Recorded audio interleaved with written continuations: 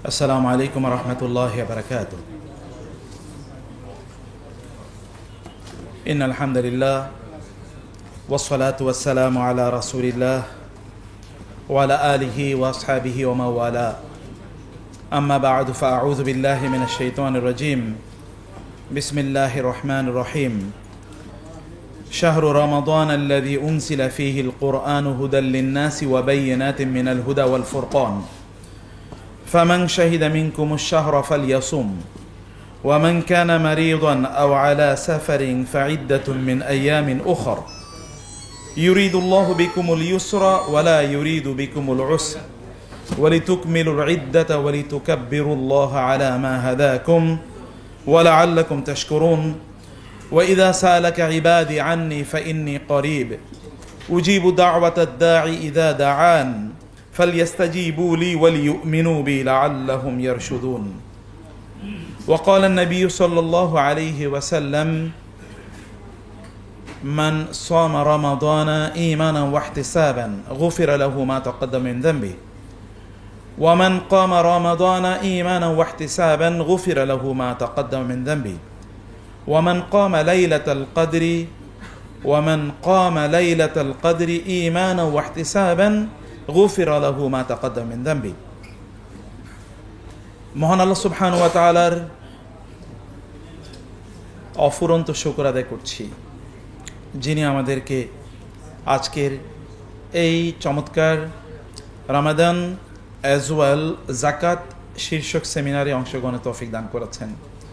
বলি আলহামদুলিল্লাহ। রাসূলুল্লাহ সাল্লাল্লাহু আলাইহি ওয়াসাল্লাম এর উপর দুরূদ এবং সালাম বর্ষিত হোক। আল্লাহুম্মা সাল্লি ওয়া সাল্লিম আলা নবিয়িকা মুহাম্মদ আল্লাহুম্মা সাল্লি আলাইহি আল্লাহুম্মা বারিক আলাইহি। যে কারণে এই চমৎকার আয়োজনটি আমরা করতে পেরেছি এবং যারা এই চমৎকার আয়োজন তৈরির প্রেক্ষাপট আমাদের জন্য তৈরি করে দিয়েছেন সেই ব্যক্তিদের জন্য কৃতজ্ঞতা, এবং এর মধ্যে যারা তাদের জীবন দিয়েছেন এই জন্যে আল্লাহ তাআলা যেন তাদেরকে শাহাদাতের মর্যাদা প্রদান করেন। আমরা তাদের প্রতি এভার গ্রেটফুল, এবং বোধহয় জাতিগতভাবে এই কৃতজ্ঞতা আমাদের, বিশেষ করে যারা those who love Islam, love to practise Islam, তাদের কৃতজ্ঞতা এই কারণে তাদের প্রতি এবং সুপারসিডিং এভরিথিং আল্লাহ সুবহানাহু ওয়া তাআলার প্রতি আরও অনেক অনেক বেশি। এবং আমরা আল্লাহ সুবহানাহু ওয়া তাআলার শুকর আদায় করি। আর যাদের হাত ধরে এই চমৎকার আয়োজনের মতো পরিবেশ তৈরি হয়েছে তাদের জন্য, এবং যারা আপনারা এই আয়োজনের নেপথ্যে কাজ করেছেন সামনে থেকে পেছনে থেকে, তাদের সবাইকে আল্লাহ সুবহানাহু ওয়া তাআলা সর্বোত্তম বিনিময় দান করুন এবং এটাকে আল্লাহ তাআলা সাদাকায়ে জারিয়া হিসেবে কবুল করে নিন। আল্লাহুম্মা আমিন। সম্মানিত ভাইয়েরা এবং বোনেরা, রমাদান সমাগত, নকিং অ্যাট আওয়ার ডোরস। তার আগে আমাদেরকে বুঝতে হবে যে রমাদান মানে কি। রমাদান আপনি জানেন শব্দটি এসে রমদুন, রমা দ, র মিম এবং দ থেকে। আরব দেশে রমাদা এই শব্দের অর্থ হচ্ছে জ্বালিয়ে পুড়িয়ে বিশুদ্ধ করে নেয়া। কারণ রমাদান, ইন্টারেস্টিংলি, আরব দেশে যখন রমাদান আসে এটা সাধারণত গরম সিজন থাকে, এবং এই কারণে রমাদান মানে হচ্ছে এমনিতে এটা আরবের গরমের দিন, তারপরে লোকেরা পানি খেতে পারে না, তারা খাদ্য গ্রহণ করতে পারে না, কিন্তু তাদের ডেইলি ওয়ার্কগুলো তো আর কমে যায় না, সেগুলো তাদের থাকেই। আবার এমন একটি দেশ যেখানে খাদ্য এবং পানীয় উৎপাদন হয় না সাধারণত, বিওয়াদিন গায়রি জি জারইন ইনদা বাইতিকাল মুহাররাম, যেখানে কোনো এগ্রিকালচারাল প্রডিউস নাই, রিমার্কেবল মেনশনেবল কোনো কিছু নাই, there is no navigational source of water, সেখানে কোনো খাল নাই, বিল নাই এবং নদী নাই, তার তিন দিকে সাগর আছে, পানি আছে, কিন্তু অভ্যন্তরে পানির কোনো ব্যবস্থাই নাই এক্সেপ্ট জামজাম। এমন একটা জায়গায় যখন রমাদানের বিষয় এসেছে, তার মানে হচ্ছে যে রমাদানের শব্দের সাথেই এর একটা স্পিরিচুয়াল ইমপ্লিকেশন জড়িত। তা হলো আমাদের যে সকল গুনাহ অথবা গুনার যে প্রবণতা আছে, এই প্রবণতাগুলোকে আমরা জ্বালিয়ে দিচ্ছি, and in this way we get purified. এর মাধ্যমে আমরা পবিত্র হয়ে যাওয়ার একটা সুযোগ আছে। আল্লাহ সুবহানাহু ওয়া তাআলা যখন কোরআনে সূরাতুল বাকারাতে রোজার আলোচনা করেছেন, ইয়া আইয়ুহাল্লাযীনা আমানু কুতিবা আলাইকুমুস সিয়াম কামা কুতিবা আলাল্লাযীনা মিন ক্বাবলিকুম, আল্লাহ তাআলা এমনিই বলতে পারতেন ইয়া আইয়ুহাল্লাযীনা আমানু কুতিবা আলাইকুমুস সিয়াম লাআল্লাকুম তাত্তাকুন, অথবা এমনি তিনি বলতে পারতেন যে ইন্নাল্লাহা ক্বাদ ফারাদা আলাইকুমুস সিয়াম ফাসুমু, হে লোকেরা আল্লাহ তোমাদের উপর রোজা ফরজ করে দিয়েছেন, তোমরা রোজা রাখো। কিন্তু তিনি একটা ব্যাকগ্রাউন্ড আমাদের কাছে উপস্থাপন করলেন। তিনি বলেন কুতিবা আলাইকুমুস সিয়াম কামা কুতিবা আলাল্লাযীনা মিন ক্বাবলিকুম, তোমাদের উপর রোজা ফরজ করা হয়েছে যেমনিভাবে তোমাদের পূর্ববর্তীদের উপর ফরজ করা হয়েছিল। ইন দিস ওয়ে আল্লাহ সুবহানাহু ওয়া তাআলা জিনিসটি এটা নতুন কোনো কিছু না, ফলে মানুষের জন্য এটা কোনো নতুন এক্সপেরিয়েন্স না, এটা লোকেরা আগেও এটা এক্সপেরিয়েন্স করেছে, ফলে এটা হিউম্যানলি পসিবল রোজা রাখা, মানব জাতির পক্ষে এই কাজটি করা সম্ভব বলে আল্লাহ সুবহানাহু ওয়া তাআলা একটা সাইকোলজিক্যাল একটা ইজ একটা কমফোর্ট আমাদেরকে প্রদান করলেন যে এটা তোমাদের পূর্বপুরুষরা রেখেছে, তোমাদের পূর্ববর্তী বিভিন্ন জেনারেশন রেখেছে, তোমাদের জন্য এটা রাখা খুবই কঠিন কোনো কিছু না, তিনি বললেন। কিন্তু এর মাঝে আরেকটি গোপন তথ্য অথবা আরেকটি ইন্টারনাল মেসেজ আল্লাহ সুবহানাহু ওয়া তাআলা আমাদেরকে দিয়ে দিয়েছেন। In order to know that you will have to dip down, আপনাকে আরো অনেক গভীরে যেতে হবে, তাকি কামা কুতিবা আলাল্লাযীনা মিন ক্বাবলিকুম, as you will have to pause and think, contemplate কামা কুতিবা আলাল্লাযীনা মিন ক্বাবলিকুম কারা, যে তোমাদের পূর্ববর্তীদের উপর রোজা ফরজ করে দেওয়া হয়েছিল। এটা কি? এটা হচ্ছে আমরা যদি আগের জেনারেশনের কথা বলি বা আগের কমিউনিটির কথা বলি, তাহলে সেখানে ইহুদি আছে এবং খ্রিস্টানরা আছে, কমপক্ষে যে দুটো কমিউনিটি আসমানি ধর্মের ধারক বাহক এবং আসমানি কিতাবের ধারক এবং বাহক, যাদেরকে আমরা কোরআনও আহলুল কিতাব বলে তাদেরকে উল্লেখ করেছে এবং সম্মানিত করেছে, তাদের উপর রোজা ফরজ ছিল। আল্লাহ তাআলা বলেছেন আইয়ামা মা'দুদাত, অল্প কয়েকটি দিনের জন্য তাদের উপর রোজা ফরজ ছিল। কিন্তু সেখানে যেই জায়গাটা তারা মিস করেছে তা হচ্ছে স্পিরিচুয়াল ডাইমেনশন অফ ফাস্টিং। তারা রোজা রাখার যে একটা আধ্যাত্মিক লক্ষ্য এবং উদ্দেশ্য ছিল, সেই জায়গাটা সেখানে মিসিং ছিল, এবং এই কারণে আল্লাহ তাআলা শেষে গিয়ে বলেন লাআল্লাকুম তাত্তাকুন, রোজা তোমাদের উপর ফরজ করে দেওয়া হয়েছে এই জন্য যেন তোমরা তাকওয়া অবলম্বন করতে পারো। তাইলে এই জায়গায় বুঝতে হবে যে এই ডাইমেনশনটা অথবা এই অবজেক্টিভটা, এই পারপাসটা ওইখানে মিসিং ছিল পূর্ববর্তী লোকজনের জন্য। তারা আসলে রোজাকে কেবলমাত্র সুপারফিশিয়াল অথবা এটাকে ফেস ভ্যালুতে তারা গ্রহণ করেছিল। রোজা রাখা মানে হচ্ছে কি, মানে to abstain from food, drink and intimacy, মানে যে যদি আমরা বলি ম্যারিটাল ইন্টিমেসি, এগুলো থেকে দূরে থাকাকে কেবলমাত্র তারা রোজা মনে করতেন, এবং আমরাও কিন্তু তাই মনে করি। রোজা রাখা মানে কি, আমি মনে করছি দিনের বেলা খাবো না এবং পান করব না, অথবা আমরা স্বামী স্ত্রীর যেই একান্ত নির্জন নিবাস, এই নির্জন নিবাস আমরা করবো না, আমরা কিন্তু তার মধ্যেই আছি। কিন্তু আল্লাহ সুবহানাহু ওয়া তাআলা বলেন না, এটাই কেবলমাত্র একমাত্র উদ্দেশ্য না, এর আরো গভীর একটা তাৎপর্য আছে। সেই গভীর তাৎপর্যটা কি, তাহলে যেন তোমরা তাকওয়া অবলম্বন করতে পারো। Now the big question is, what is the meaning of taqwa? তাকওয়া মানে কি? যদিও আমরা তাকওয়ার মানে বলি যে তাকওয়া মানে হচ্ছে আল্লাহ তাআলাকে ভয় পাওয়া, হ্যাঁ, এটা একটা অর্থ হতে পারে আল্লাহকে ভয় পাওয়া তাকওয়ার, কিন্তু তাকওয়ার মূল অর্থ আসলে আল্লাহকে ভয় পাওয়া নয়। তাকওয়ার মূল শব্দের অর্থ হচ্ছে ওয়াকা, এবং আমরা জানেন, আমরা মাদ্রাসা যারা পড়েছি শরহুল ওয়াকায়া নামক একটা বই আমরা পড়েছি। ওয়াকায়া মানে হচ্ছে নিজকে রক্ষা করা। ফাকাইফা তাত্তাকুনা ইন কাফারতুম ইয়াওমা ইয়াজআলুল উইলদানা শিবা, সেই দিন তোমরা তোমাদের নিজেকে কিভাবে বাঁচাবে, রক্ষা করবে জাহান্নাম থেকে, যেই দিন এই যুবকরাও বৃদ্ধ হয়ে যাবে, সাদা চুল এবং মানে কালো চুল এবং দাড়িগুলো সাদা হয়ে যাবে। ইয়াওমা ইয়াজআলুল উইলদানা, শিশুরা সেদিন এই আতঙ্কে, ভয়াবহ আতঙ্ক দেখে সে কিয়ামতের ময়দানে তারা বৃদ্ধে পরিণত হবে। সেদিন কিভাবে তোমরা তোমাদের নিজেকে বাঁচাবে? তার মানে তাকওয়া শব্দের মানে হচ্ছে বাঁচানো। এবং রাসূলুল্লাহ সাল্লাল্লাহু আলাইহি ওয়াসাল্লাম আয়েশা রাদিয়াল্লাহু তাআলা আনহাকে লক্ষ্য করে বলেছেন, ইত্তাকি নাফসাকি মিনান নার ওয়ালাউ বিশিক্কি তামরাতিন, হে আয়েশা, তোমার নিজকে তুমি জাহান্নাম থেকে বাঁচাও, যদিও এক ফোঁটা, এক টুকরো খেজুর দিয়ে হলেও। তার মানে মূল শব্দের অর্থ হলো বাঁচানো। এখন তাকওয়া মানে কি, লাআল্লাকুম তাত্তাকুন মানে কি? আপনি যদি তৎকালীন ইহুদি এবং খ্রিস্টানদের দিকে তাকান, কারণ কোরআনে যেহেতু ইহুদিদের কথা অনেক বেশি আলোচনা করা হয়েছে এবং তারা সাধারণত অনেক বেশি লিটারালিস্ট, মানে তারা কেবলমাত্র ধর্মগ্রন্থ অথবা তাওরাতের যেই বিধানগুলো আছে, এই বিধানের স্পিরিটে তারা না গিয়ে তারা এর লিটারাল ইমপ্লিকেশনে তারা গিয়েছে অনেক বেশি। এবং আমাদের যেমন ফিকের অনেক কিতাব আছে না, ইহুদিদের কিন্তু ফিকের কিতাব আরো অনেক বড়। তাদের যে তালমুদ যদি আপনি বলেন, এটা কিন্তু ফিকের কিতাব, কেবল ফিক, এটা করলে কি হবে, কেবল নিটিগিটি, এটা করলে ওইটা হবে, ওইটা করলে ওইটা হবে, ওইটা করলে আরো জটিল। ইহুদিদের এই ফিকি কিতাব, মানে তাদের ফিক আরো জটিল। তারা ফিকার মধ্যে ঢুকে গিয়েছে, আইনের মধ্যে ঢুকে গিয়েছে, লিগাল ইমপ্লিকেশন নিয়ে কেবল তারা আলোচনা করেছে। আর খ্রিস্টানরা আলোচনা করেছে, তারা লকে বাদ দিয়েছে, তারা স্পিরিটে চলে গেছে।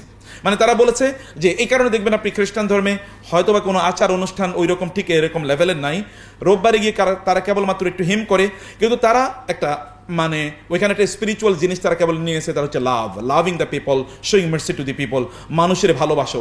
এবং ঈসা আলাইহিস সালামের কথা তারা বলতে গিয়ে কেবল ভালোবাসার কথা বলে। ঈসা আলাইহিস সালাম কি আইনের কথা বলেছে, এমনকি তারা শুকরও খায়, মদও খায়। এমনকি আপনি নিউ ইয়র্কে গিয়ে দেখবেন যে সবচেয়ে বড় গির্জাতে লেখা থাকে যে থার্সডেতে এখানে মদ সার্ভ করা হয়, ঠিক আছে? এবং এটা হচ্ছে কি, এটা হচ্ছে লেখা থাকে যে এখানে দিস মানে এই যে church is a specialised church, যেখানে আপনার চার্চে যারা অংশগ্রহণ করবে তাদেরকে মানে তাদের কমফোর্টের জন্য ওইখানে মদও দেওয়া হয়। এবং আপনি যে শুকরের মাংস খেতে চান সেখানে কিন্তু ফ্রাইড শুকরের মাংস সেখানে আপনাকে দেওয়া হবে, ওটা আছে ইন অর্ডার অ্যাট্রাক্ট দ্য আপনার ডিভোটিস, মানে সেখানে খ্রিস্টানদেরকে একটু ইয়ে করার জন্য যে এখানে আসো, কারণ ওইখানে লোকেরা যায় না, অথবা আসো তুমি শুকর খাও, নো প্রবলেম। তারপরে তুমি কি ঈসার ভালোবাসা আলাইহিস সালাম বা জেসাস ক্রাইস্ট বা যীশু খ্রিস্টের ভালোবাসাকে তুমি ধারণ করো এবং তুমি বিশ্বাস করো যে যীশু খ্রিস্টের ভালোবাসাই কেবল তোমাকে বাঁচাতে পারবে, অথবা তার রক্তই কেবলমাত্র তোমাকে বাঁচাতে পারবে, অ্যাটনমেন্ট এবং রেপেন্টেন্স, অথবা যদি সেভিয়র নেচার অফ ঈসা আলাইহিস সালাতু ওয়াস সালাম, এই জিনিসের মধ্যে তারা ঢুকে গিয়েছে। ফলে তারা একদল নিয়েছে একেবারে মানে যদি বলি ল বা laws of the divine books, আর হচ্ছে spirit of the divine books. এবং এই কারণে তারা হিউজ পরিমাণ তারা আসমানি ধর্মকে বা ধর্মগ্রন্থের যেই বিধানগুলো এগুলো তারা বিরোধিতা করেছে। এবং ইহুদিদের কথা একবার চিন্তা করে দেখেন, মানে তারা কিন্তু রোজা রেখেছে, কিন্তু তাকওয়াটি সত্যি করতে তাদের মধ্যে তৈরি হয় নাই। এবং এই কারণে তারা রোজা রেখেছে। ইহুদিদের যারা ধর্মযাজক তাদের ব্যাপারে আল্লাহ তাআলা বলেছেন সাম্মাউনা লিল কাযিবি আক্কালুনা লিস সুহতি। সাম্মাউনা এটা কিন্তু সুপারলেটিভ, এটা কিন্তু আপনার হাইপারবোলিক, মানে সাম্মাউন মানে হচ্ছে বেশি বেশি শুনে তারা কি মিথ্যা কথা শুনে, তারা বেশি বেশি সাম্মাউনা লিল কাযিবি, তারা মিথ্যা কথা শুনে, কান কথা শুনে, একজনকে আরেকজনের কথাবার্তা বলে বলে বেড়ায়। এটা সামিউনা না, সাম্মাউনা, বেশি বেশি তারা শুনে, মানে তারা যদি শুনে তাহলে কেবল মিথ্যা কথাই শুনে এবং মিথ্যা কথা তারা বলে। আক্কালুনা লিস সুহতি, এবং তারা হারাম খায়, বিশেষ করে তারা সুদ খায়। এই গোটা পৃথিবীতে সুদের আবিষ্কারও কিন্তু ইহুদিরা। এবং এখন গোটা পৃথিবীর যত মনিটারি সিস্টেম যেটা আছে, এই সকল মনিটারি সিস্টেম এটা কিন্তু ইহুদিদের। এবং ধর্মযাজকরা কিন্তু এটা বলে তাদেরকে, ধর্মযাজকরা তাদেরকে নিষেধ করে না, ঠিক আছে you can own your money. যেমন আপনি যদি বলা হয় যে ঠিক আছে গাজ্জা তুমি দখল করে নাও, হয়তো বা তাদের ধর্মগুরুরা বলবে হ্যাঁ এটা দখল করা জায়েজ আছে, তুমি 1 লাখ লোকের প্রয়োজনে মেরে ফেলো, তারপরে তুমি এটা দখল করে নিতে পারো, এটা তোমাদের জন্য পারমিসিবল, এটা তোমাদের জন্য অবৈধ না, এটা তোমরা করতে পারো। তো ফলে এবং শনিবারে তাদেরকে মাছ শিকার করতে নিষেধ করা হয়েছে, তারা কিন্তু শনিবারে মাছও শিকার করেছে। তারা কিন্তু তাদের নবীদেরকে হত্যা করেছে, এটা আপনারা জানেন, মানে কতটা ভয়াবহ হতে পারে। মুসা আলাইহিস সালাম তাদেরকে লোহিত সাগর পার করে এপারে নিয়ে আসলেন। এপারে আসার পরে তারা খুঁটি ধরেছে, যেরকম ছাগল খুঁটি ধরে সামনের দিকে যাবে না, না সামনে যাব না, কেন? প্রচণ্ড রোদ, আমরা হাঁটতে পারবো না। তাহলে কি করতে হবে? ছায়ের ব্যবস্থা করে দেন। আল্লাহ তাআলা কি করলেন? আকাশ থেকে মেঘের মাধ্যমে ছায়ের ব্যবস্থা করে দেন। আর ওটা সামনে গিয়ে বললেন যে আমাদের তো পানি লাগবে, তো পানির ব্যবস্থা করেন। আমরা আল্লাহকে বলতে পারবো না পানি ব্যবস্থা করেন, আপনি আল্লাহরে বলেন যে আমাদের জন্য পানির ব্যবস্থা করতে। এবং মুসা আলাইহিস সালামকে তাদের নিজেদের পানি দরকার, তারা নিজেরা বলবেন আল্লাহরে আপনি বলেন, আপনার রবেরে বলেন আমাদের জন্য পানির ব্যবস্থা। উনি কেন আমাদেরকে এখানে নিয়ে আসলো? আমরা ওইখানে ভালো ছিলাম, আমরা ইজিপ্টে ভালো ছিলাম, ওইখানে under the slavery and the servitude of the Pharaoh, সেখানে আমরা ভালো ছিলাম, ওইখানে আমরা ফল ফসল কত চমৎকার ছিলাম। এখানে মরুভূমিতে কোথায় না আপনারা রাখছেন আমাদেরকে, অথচ তাদেরকে কিন্তু তিনি মুক্তি দিয়েছেন এবং তাদের সামনে ফেরাও নিমজ্জিত হয়ে গেছে লোহিত সাগরে। তাহলে মুসা আলাইহিস সালাম এবার আল্লাহর কাছে দোয়া করেন, ওয়াইজ ইসতাসকা মুসা লিকওমি ফাকুল নাদরিব বিআসাকাল হাজার। আল্লাহ তাআলা বললেন, মুসা আমার কাছে বললেন আমার জাতির একটু পানি দেন। আমি বললাম তোমার হাতে যে লাঠি আছে তা দিয়ে পাথরে আঘাত করো। সেখানে ফানফাজারাত মিন হুসনাতা আশরাতা আইনা, সেখান থেকে 12টি কি ঝর্ণা প্রবাহিত হয়ে যায়। 12টা ঝর্ণা কেন? কারণ কি? গোত্র তো একটাই, কারণ এটা 12টা গোত্রে বিভক্ত ছিল, এই গোত্রের সাথে ওই গোত্রের কোনো ভালো সম্পর্ক নাই, অথচ তারা কিন্তু সবাই কিন্তু স্লেভ, সবাই কিন্তু কৃতদাস। যেমন দেখেন আমরা স্বাধীন বাংলাদেশে, আমরা যেহেতু বিশাল একটা দেশ থেকে আমরা যে মুক্ত হলাম, তারপরে কি আমাদের মধ্যে ঐক্য আছে নাকি? তারপরে প্রতিদিনই মারামারি করি, অমুকে তমকে তমকে তমকে মারামারি মধ্যে। ইহুদিদের চরিত্র আমাদের মাঝেও আছে, এই কারণে আল্লাহ তাআলা ইহুদিদের এত চরিত্র আমাদের বা ইহুদিদের এত গল্প আমাদেরকে শুনিয়েছেন, কারণ একই চরিত্র আমাদের মাঝে আছে। এরপরে সামনে গেল আমাদের তো খাবার দাবারের ব্যবস্থা করতে হবে। কি করবেন? আমরা রান্না বান্না করতে পারবো না, আল্লাহরে বলেন খাবার পাঠাতে, আসমান থেকে আল্লাহ মান্না সালোয়ারের ব্যবস্থা করে দিলেন। কয়েকদিন পরে বলেন না এটা খাইতে খাইতে আমরা খুবই বিরক্ত, আমাদেরকে নিজেরা ফসল উৎপাদন করে আমরা খাবো, আমাদেরকে এমন একটা জায়গায় নিয়ে যান, কারণ এখানে তো ফসল উৎপাদন হয় না, মরুভূমি, এমন একটা জায়গায় আমরা যেন যেতে পারি এখানে আমরা নিজেরা ফসল উৎপাদন করবো। ওইখানে তাদেরকে বলা হলো যে ঠিক আছে তোমরা ওই জায়গায় প্রবেশ করো, কিন্তু প্রবেশের সময় তোমরা কি করবে? মাথাটা একটু নিচু দিয়ে প্রবেশ করবে, আর তোমরা অবশ্যই বলতে হবে যে হিত্তাতুন হিত্তাতুন, হে আল্লাহ অতীত এই যে কয়েকদিন যে গুনাহ করলাম এগুলোর জন্য তোমার কাছে মাফ চাই। তারা ওইখানে ঢুকার সময় তারা এভাবে ঢুকেছে যেন মাথা নিচের দিকে না হয়, পা আগের দিকে দিয়েছে, মাথা পরে দিয়েছে।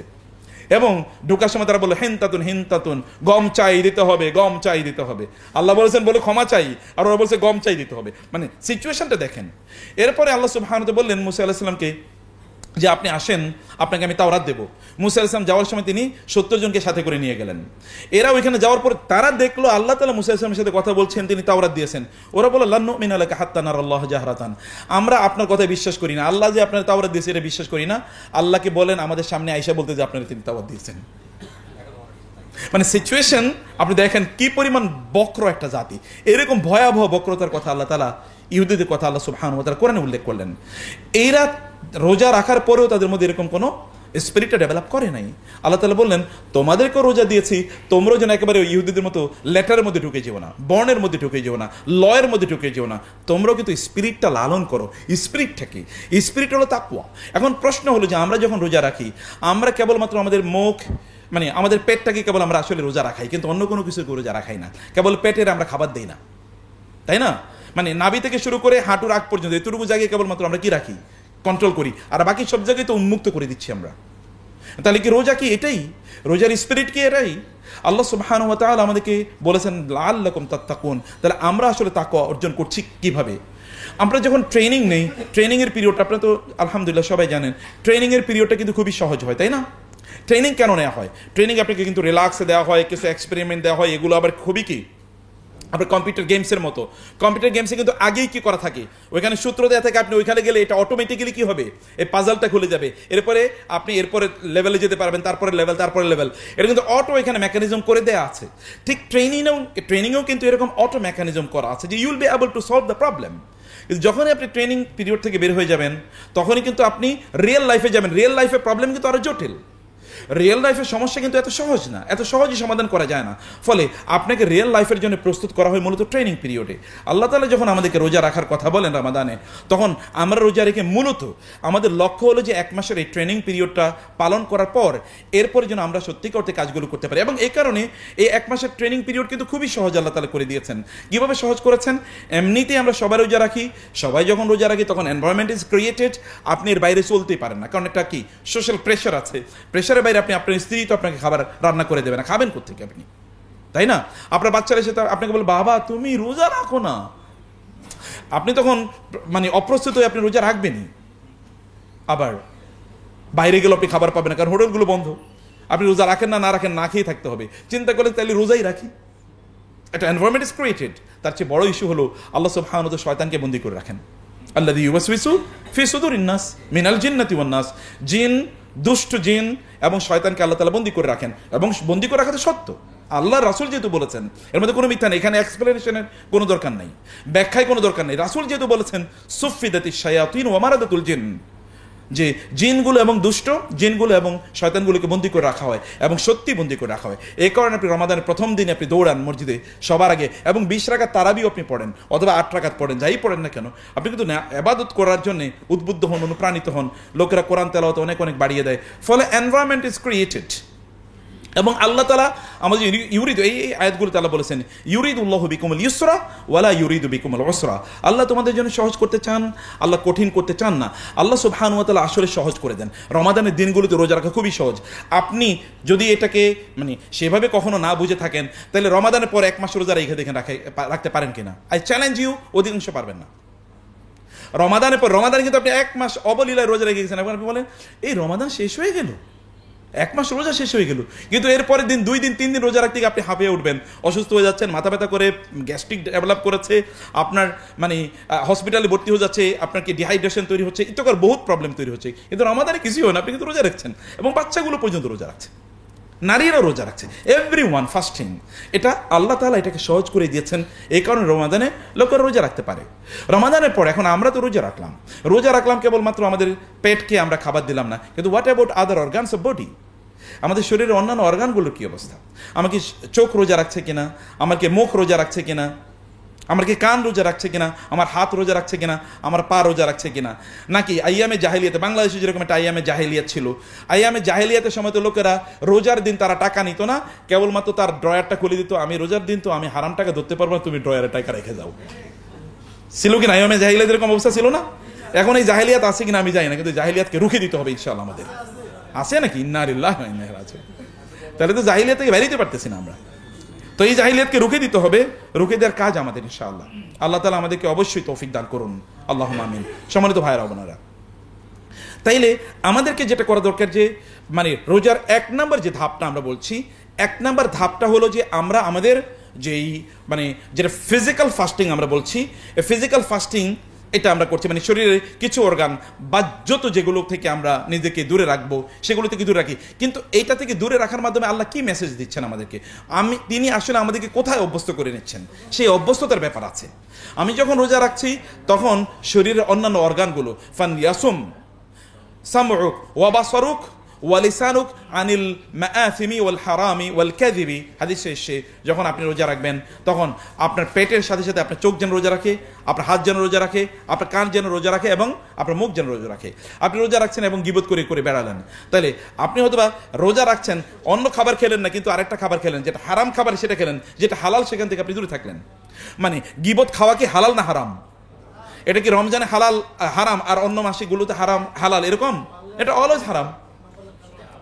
এটা কি অলওয়েজ হারাম? অথবা আমরা ওই হারাম খাচ্ছি কিন্তু এই হালাল আমরা গ্রহণ করছি। এবং দেখুন আল্লাহ সুবহানাহু বলেছেন ফাওয়াইলুল লিল মুসাল্লিন ওয়াইলুল লিকুল্লি হুমাযাতিল লুমাযা। একদিকে আল্লাহ তাআলা বলেছেন যারা নামাজ পরিত্যাগ করে তাদের জন্য ধ্বংস, আবার তিনি বলেছেন হুমাযাতিল লুমাযা, মানুষের ছিদ্র অন্বেষণ করে, গীবত করে, শেকায়াত করে, মিথ্যা অভিযোগ দেয়, অপবাদ দেয়, এগুলোকে আল্লাহ তাআলা বলেছেন এই সকল লোকদের জন্য ধ্বংস।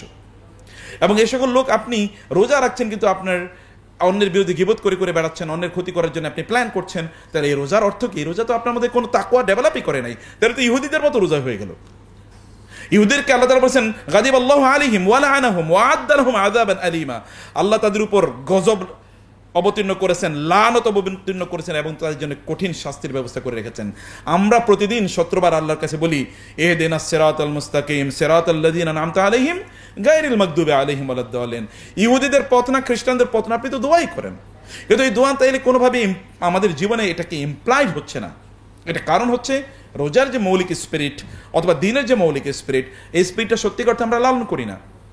অতএব রোজার মূল স্পিরিটটা হলো আমরা যেন ওইখান থেকে প্রশিক্ষণ নিয়ে যেন অন্য জায়গায় আমরা যখন আমরা হারাম থেকে বিরত থাকি। আচ্ছা, যে লোক হারাম থেকে বিরত থাকে, মানে যে লোক হালাল জিনিসগুলো থেকে বিরত থাকে, সে তো হারাম থেকে সবার আগে বিরত থাকবে। যিনি হালাল যেগুলো তার জন্য, এই হালাল জিনিস থেকে তিনি বিরত থাকছেন, তিনি হারাম থেকে তো বেতরিকা ওলা, তিনি বিরত থাকবেন। এটাই তো হওয়ার কথা ছিল, এটাই তো আপনার মানে মূল প্রসেসটা হওয়ার কথা ছিল, কিন্তু সে প্রসেসটা নাই, কারণ আমরা ওই একই পদ্ধতির মধ্যে ঢুকে গিয়েছি। এবং এই কারণে আপনি দেখবেন যে সূরা বাকারাতে যেখানে আল্লাহ তাআলা রোজার আয়াতগুলোর কথা বলেছেন, এর আগে প্রায় 90-95 আয়াত জুড়ে কেবল ইহুদিদের আলোচনা করেছেন। ইহুদিদের আলোচনার পরপরই রোজার আয়াত কেন এসেছে? নিশ্চয়ই এখানে কোনো একটা কোরিলেশন আছে, এবং কোরিলেশনটা এটাই যে ওরাও একই কাজ করেছে, তোমরা একই কাজ না করো। এবং রোজার হাইয়েস্ট যেই মানে ইমপ্লিকেশন, স্পিরিচুয়াল ইমপ্লিকেশন, তাহলে even you should check your thoughts. এমনকি আপনার চিন্তা চেতনাগুলোকেও আপনি কি করবেন? আপনি নিয়ন্ত্রণ করবেন, সেটাকে আপনি পরিশুদ্ধ করবেন। এই চিন্তা চেতনাকে পরিশুদ্ধ করা ইজ ভেরি ভেরি ইম্পর্টেন্ট। আমরা নিজকে কন্ট্রোল করতে পারি কিনা সেটা হচ্ছে মৌলিক বিষয়। আল্লাহ সুবহানাহু ওয়া তাআলা নবী রাসূলদেরকে নবুয়ত দেওয়ার আগে তাদেরকে কন্ট্রোলিং পাওয়ার দিয়েছেন। এগেইন আল্লাহ তাআলা নবী রাসূলদেরকে নবী হওয়ার পূর্বে কন্ট্রোলিং পাওয়ার দিয়েছেন। কন্ট্রোলিং পাওয়ার কার উপর? নিজেদের উপর। ওয়ালাম্মা বালাগা আশুদ্দাহু ওয়াস্তাওয়া আতাইনাহু হুকমা ওয়া ইলমা। ওয়ালাম্মা বালাগা আশুদ্দাহু আতাইনাহু হুকমা ওয়া ইলমা। বারবার নবীদের কথা বলতে গিয়ে আল্লাহ তাআলা বলেছেন যখন তারা তাদের পরিণত বয়সে পৌঁছেছে তখন তাদেরকে আমি কন্ট্রোলিং পাওয়ার দিয়েছি। কন্ট্রোলিং পাওয়ার মানে কি? তাদের নিজেদেরকে তারা কন্ট্রোল করতে পারতো। হিকমা শব্দটি সে হ্যাকাম থেকে, আহকামা ইউহকিমু হিকমা, এটাকে আরবি ভাষায় বলা হয় আপনি উট অথবা ঘোড়ার নাকে দেখবেন একটা লাগাম লাগিয়ে দেয়, একটা রশি লাগিয়ে দেওয়া হয়, যেন ওট এবং ঘোড়া যেই দিকে ইচ্ছে সেদিকে যেন দৌড়ে না যেতে পারে, ওকে টেনে ধরা হয়। এই টেনে ধরার জন্য যেই লাগামটা ব্যবহার করা এটাকে বলে আল হেকমা, আল হ্যাকাম। আল্লাহ তাআলা বলেছেন আমি এরকম হুকমা, এরকম লাগাম দিয়েছি নবী রাসূলদেরকে নবী বানানোর পূর্বে, ফলে দে কুড কন্ট্রোল দেমসেলফ। তারা তাদের নিজেকে কন্ট্রোল করতে পারে, এই কাজটা আমার জন্য করা যায়, যেটা করা যায় নেই, এটা করা বৈধ, এটা করা বৈধ না, এটা আমার পার্সোনালিটির সাথে যায়, এটা পার্সোনালিটির সাথে যায় না। তাদের হিউজ, তাদের ইমপ্রেসিভ পার্সোনালিটির অধিকারী তারা ছিলেন। এই পার্সোনালিটি তারা ডেভেলপ করেছেন হচ্ছে এইভাবে। আমরা রমাদানে আমাদের নিজেদেরকে যেন কন্ট্রোল করতে পারি, এই কারণে মূলত আল্লাহ সুবহানাহু ওয়া তাআলা even you should control the thoughts which pop up in your minds. আপনার অন্তরে, আপনার ব্রেনে, আপনার মাথায়, চিন্তায়, মগজে যেই চিন্তাগুলো আপনার মানে একটু পপ আপ করে, এখনও কিন্তু এগুলো আপনি কোথাও এক্সপ্রেস করেন না, বলেন না, সেগুলোকে পর্যন্ত আপনি কন্ট্রোল করছেন। এই কন্ট্রোলটা হচ্ছে মূলত রোজার মূল উদ্দেশ্য। এবং এই উদ্দেশ্যকে আল্লাহ সুবহানাহু ওয়া তাআলা এবার ট্যাগিং করে দিলেন কিসের সাথে? শাহরু রমাদান আল্লাযী উনজিলা ফীহিল কুরআন। রমাদান মাসে তিনি আমাদের উপর রোজা ফরজ করে দিয়েছেন। কিন্তু তিনি তা তো বলেন নাই। তিনি বলেন নাই রমাদান শাহরু রমাদান আল্লাযী কুতিবা ফীহি সিয়ামু আলাইকুম, রমাদান সেই মাস যে মাসে তোমাদের উপর রোজা ফরজ করা হয়েছে। এ কথা কি বলেছেন আল্লাহ? তা বলেন নাই। তিনি কি বলেছেন? রমাদান সেই মাস যেই মাসে তিনি তোমাদের উপর কোরআনকে নাজিল করেছেন। আচ্ছা, রমাদানকে তিনি কোরআনের মাস কেন বলেন? অথচ বলার কথা ছিল রমাদান মাস যে মাসে তোমরা রোজা রাখবা। আমরা যখন রমাদানের কথা আলোচনায় আসে তখন আমরা কি চিন্তা করি বলেন তো? আমাদের কি কোরআনের কথা মাথায় আসে নাকি রোজার কথা মাথায় আসে? সবার আপনি দেখবেন আপনার বাসায় ভাবিরা নিশ্চয়ই আপনাকে নিশ্চয়ই তারা দিচ্ছে, এই রমাদান চলে আসলে এখনো তুমি বাজার করে দিলে না। এই তাড়া যে কারো বাসায় নাই এটা আমি বিশ্বাস করি না, কারণ আমার বাসায় এরকম তাড়া আছে যে বাজার হইলো না এখনো, তাহলে খামু কি? মৌলিক ইস্যুই আসে, আমি ইফতারে খাবো কি, সাহারিতে খাবো কি, এগুলোকে ফ্রিজ আপ করো, এগুলোকে প্রিজার্ভ করো, এগুলো কিনে নিয়ে আসো। আমি রমাদানের বাইরে হতে চাই না, পজিটিভ অর্থে আমি বাইরে হতে চাই না, আমি শুধু কি এগুলো এখনই সব প্যাক আপ করে রাখতে চাই যেন রমাদানে কেবল খাইতে পারি, খামু আর ঘুমামু আর মানে কি বলে ইবাদত করবে, এরকম একটা ভাব। তো রমাদানকে তো আল্লাহ সুবহানাহু ওয়া তাআলা সেভাবে পরিচয় করিয়ে দেন নাই। তিনি রমাদানকে পরিচয় করিয়ে দিয়েছেন কি? শাহরু রমাদান আল্লাযী উনজিলা ফীহিল কুরআন হুদাল লিন-নাসি ওয়া বায়িনাতিন মিনাল হুদা ওয়াল ফুরকান। রমাদান মাসে আল্লাহ সুবহানাহু ওয়া তাআলা আমাদের উপর কোরআন নাজিল করেছেন। এই কোরআন নাজিলের কারণে কৃতজ্ঞতা আদায় করতে গিয়ে বা কোরআনের যে অবজেক্টিভ আছে, লক্ষ্য উদ্দেশ্য আছে, সেটার সাপোর্টিভ একটা মেকানিজম হিসেবে আমাদেরকে কেবল রোজা রাখতে হয়। অতএব রোজা এখানকার মূল উদ্দেশ্য না, এখানকার মূল উদ্দেশ্য কি? কোরআন। নাও আপনি বলেন যে রমাদান চলে এসে কোরআনের ব্যাপারে আপনার প্রস্তুতি কতটুকু, এসে কোরআন নিয়ে আপনি ভাবছেন কতটুকু, অথবা রমাদান চলে এসে কোরআন নিয়ে আমাদের আলোচনা আছে কতটুকু, সমাজে কি আলোচনা আছে কিনা? অথচ আল্লাহ তাআলা বলেছেন হুদাল লিন-নাস, আমি কোরআনকে নাজিল করেছি মানুষের জন্য হেদায়েত স্বরূপ। মানব জীবনে এমন কোনো দিক নাই যেই দিকের ব্যাপারে আমি কোরআনে আলোচনা করিনি, বরং এই কোরআন কুল বিফাদলিল্লাহি ওয়া বিরহমাতিহি ফাবিযালিকা ফালইফরাহু ওয়া খায়রুম মিম্মা ইয়াজমাউন, বলুন আপনি যে আমি আমার অনুগ্রহের মাধ্যমে এই কোরআনকে, আমার স্পেশাল রহমত হিসেবে এই কোরআনকে আমি নাজিল করেছি, অতএব ফাবিযালিকা ফালইফরাহু, এই কোরআনকে পেয়ে যেন তারা আনন্দ প্রকাশ করে, তারা যেন তাদের উদ্দীপনা প্রকাশ করে, তারা যেন উৎসাহ প্রকাশ করে, তারা যেন এই কোরআনের কারণে উচ্ছ্বাস প্রকাশ করতে গিয়ে যেন তারা রোজা রাখে। আপনি উচ্ছ্বাস প্রকাশ করেন, আনন্দ প্রকাশ করেন কিসের মাধ্যমে? ইবাদতের মাধ্যমে। কারণ আপনি যখন আল্লাহ তাআলা আপনাকে কোনো কিছু দেন তখন আমরা কি করি? সিজদায় লুটিয়ে পড়ি। তার মানে হচ্ছে আল্লাহ সুবহানাহু ওয়া তাআলা কৃতজ্ঞতা আদায় করছি ইবাদতের মাধ্যমে। ইন্না সলাতি ওয়া নুসুকি ওয়া মাহইয়ায়া ওয়া মামাতি লিল্লাহি রাব্বিল আলামিন লা শারীকা লাহু বিযালিকা উমিরতু ওয়া আনা আউয়ালুল মুসলিমিন। আল্লাহর কাছে আত্মসমর্পণ করা মানে হচ্ছে আল্লাহ সুবহানাহু ওয়া তাআলা এর কৃতজ্ঞতা আদায় করা। ইয়া আইয়ুহাল মুযাম্মিলু কুমিল লাইলা ইল্লা কালিলা নিসফাহু আও ইনকুস মিনহু কালিলা আও জিদ আলাইহি ওয়া রাত্তিলিল কুরআনা তারতিলা। আল্লাহ মুহাম্মদ সাল্লাল্লাহু আলাইহি ওয়াসাল্লামকে নবী বানানোর পর বললেন, আপনাকে আমি নবী বানাইছি, এখন কি আপনি মানে এমনি ঘুমাবেন? নো, ঘুমানো যাবে না, উঠেন, ঘুম থেকে উঠেন এবং উঠিকে আপনি নামাজ আদায় করা শুরু করে দেন। কৃতজ্ঞতা আদায় করতে হয় ইবাদতের মাধ্যমে। অতএব যেহেতু আল্লাহ তাআলা কোরআন আমাদেরকে দিয়েছেন, এটা কৃতজ্ঞতা আদায় করছি আমরা রোজা রাখার মাধ্যমে, ফাস্টিং এর মাধ্যমে, নট ফিস্টিং, ফাস্টিং এর মাধ্যমে আমরা এই কৃতজ্ঞতা আদায় করতে হয়। তাহলে মূল ইস্যুটা ছিল এখানে কোরআন, কিন্তু আমরা কি কোরআনের প্রতি যথাযথ দায়িত্ব পালন করছি কিনা? কোরআনের প্রতি আমাদের আল্লাহ সুবহানাহু বলেছেন হুদাল লিন-নাস, তিনি বলেন না হুদাল লিল মুসলিমিন, হুদাল লিল নাস, তিনি বলেছেন মানব জাতির জন্য, সকলের জন্য এখানে হেদায়েত আছে আপনার। এবং তিনি হুদান শব্দটিকে রেখেছেন নাকেরা, নাকেরা মানে ইনডেফিনিট, ইনডেফিনিট মানে হচ্ছে guidance for everything in your life.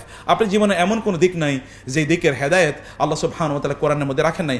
Medical ethics কি কোরআনে নাই? Come to the Quran and see what the Quran has said about the medical ethics, about the medical practice.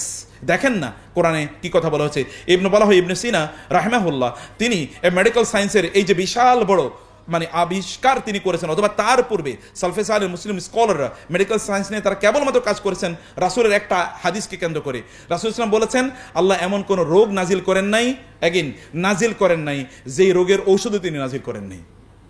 Muslim scholar চিন্তা করলেন, তার মানে সকল রোগের কি আছে? ওষুধ আছে। এখন আমাদের দায়িত্ব হচ্ছে ওষুধটা আবিষ্কার করা, ব্যাস। এটাই তাদেরকে ইন্সপায়ার করেছে। একটা আয়াত বা একটা হাদিস কিভাবে তাদেরকে ইন্সপায়ার করে, বিশাল বড় মেডিকেল সায়েন্সের এই যে বিশাল অগ্রগতি, এটা মুসলমানদের হাত ধরে হয়েছে। এই হাত ধরে হওয়ার পেছনে যে আয়াত বা যে হাদিস কাজ করেছে, এটা কিন্তু আমরা জানি। আমি বলছি আপনাদের কোরআন তো আমাদের জন্য হেদায়েত, এবং সত্যিকার অর্থে আমরা কোরআন থেকে সে হেদায়েত নেওয়ার জন্য আমরা সেই মানসিকতা লালন করি কিনা, বা কতটুকু হেদায়েত গ্রহণ করার জন্য আমরা কতটুকু উদ্গ্রীব, কতটুকু আকাঙ্ক্ষা আমাদের রয়েছে। ওয়াবাইয়ানাতিন মিনাল হুদা, এবং শুধু আল্লাহ বলেন নাই যে এখানে আমি মানুষের জন্য মানে সব কিছুর জন্য আমি গাইডেন্স রেখে দিয়েছি, তিনি বলছেন বাইয়ানাতিন মিনাল হুদা, ডিটেলস আমি প্রদান করেছি। মানে আপনি যদি কেবলমাত্র এখানে ফর্মুলাই প্রদান করেন নাই, এমনকি এক্সাম্পলস আল্লাহ সুবহানাহু ওয়া তাআলা দিয়ে দিয়েছেন, আপনি আসেন না এবং আপনি দেখেন না কোরআনকে তো আল্লাহ সুবহানাহু ওয়া তাআলা কত সহজ করে আমাদের জন্য মানে নাজিল করেছেন। আপনি কোরআন ধরলে এটা প্রত্যেকের জন্য, মেডিকেল সায়েন্টিস্টের জন্য যেমন, ম্যাথমেটিশিয়ানদের জন্য যেমন, আপনার থিওলজিয়ানের জন্য তেমনিভাবে, ফিলসফারের জন্য, পয়েটের জন্য, প্রত্যেকের জন্য আল্লাহ সুবহানাহু ওয়া তাআলা এখানে বাইয়ানাত করে দিয়েছেন, সব কিছু আল্লাহ সুবহানাহু ওয়া তাআলা স্পষ্ট করে দিয়েছেন। এবং তিনি বলছেন ওয়াল ফুরকান, সত্য এবং মিথ্যা এর পার্থক্য সৃষ্টিকারী হিসাবে আমি কোরআনকে নাজিল করেছি। আপনি যেই ব্যাপারই যান না কেন, আপনি কোরআনকে ধরুন এবং কোরআনকে বলুন, Quran this is my problem, show me the solution. Quran এটা হচ্ছে আমার সমস্যা, তুমি আমার সমস্যার সমাধান করে দাও, এটা কোরআনকে আপনি বলেন। এটা আপনাকে যদি না বলতে পারেন কোরআনকে, তাহলে বুঝে যাবে কোরআনের প্রতি আমি যথাযথ দায়িত্ব পালন করি না। এবং বিশ্বাস করুন আল্লাহ তাআলা এরপরে বলেন ফামান শাহিদা মিনকুমুশ শাহরা ফালিয়াসুমহু। এরপরে তিনি এখনো কিন্তু রোজার কথা তিনি বলেন নাই, হঠাৎ করে তিনি এবার এসে বললেন কোরআনের ব্যাপারে ইন্ট্রোডাকশন দেওয়ার পর এবার তিনি বললেন আমি যেহেতু রমাদান মাসে কোরআনকে নাজিল করেছি, অতএব তোমরা যদি রমাদান মাসে বেঁচে থাকো অথবা তোমার এলাকায় থাকো, সফর অবস্থা না থাকো, তাহলে তোমার উপর দায়িত্ব হলে রোজা রাখা। ওমান কানা মারিদান আও আলা সাফারিন ফাইদ্দাতুম মিন আইয়ামিন উখর ইউরিদুল্লাহু বিকুমুল ইসরা ওয়ালা ইউরিদু বিকুমুল উসরা ওয়ালিতুকমিলুল ইদ্দাতা। তাহলে আল্লাহ সুবহানাহু ওয়া তাআলা বললেন আমরা যেন কোরআনের কারণে যেন এই মাসে রোজা রাখি। এখন আপনার সাথে আল্লাহর সাথে রিলেশন যদি আপনি তৈরি করতে চান, তাহলে আপনি কিভাবে আল্লাহর সাথে রিলেশন তৈরি করবেন? কোরআন ছাড়া কোনো উপায় নাই। আল্লাহ তাআলা বলেছেন রিসালাতি রব্বি, যে মানে এই সকল নবী রাসূলদেরকে তিনি কেন পাঠিয়েছেন? রাসূল সাল্লাল্লাহু আলাইহি ওয়াসাল্লামের কাজ কি? তিনি হচ্ছেন রিসালাতি রব্বি, আমার রবের রিসালাত আমি তোমাদের কাছে পৌঁছে দিয়েছি। রিসালাত মানে কি জানেন আপনারা? রিসালাত মানে হলো চিঠি। রেসালাত মানে যেমন আপনার হোয়াটসঅ্যাপে আমি একটা মেসেজ পাঠালাম, মেসেঞ্জার একটা মেসেজ পাঠালাম, বা টেলিগ্রামে মেসেজ পাঠালাম, ইমেইলে একটা মেসেজ পাঠালাম, অথবা আগের যুগে আমরা চিঠি পাঠালাম। এখন আপনার কাছে চিঠি আসলো, এটা কি আপনি একেবারে সুন্দর করে গিলাফে ভাঁজ করে এরপর এটাকে সাজিয়ে রাখবেন, প্রতি বছর একবার করে চুমু দেবেন? আপনার ওয়াইফ আপনার কাছে একটা চিঠি পাঠাইছিল, এটা আপনি কেবল প্রতি বছর কি করলেন এটাকে, অথবা অফিসের বস একটা চিঠি পাঠালো, এটাকে কেবল চুমু দিলেন প্রতি বছর, আর গিলাফে এটাকে আটকে রাখলেন।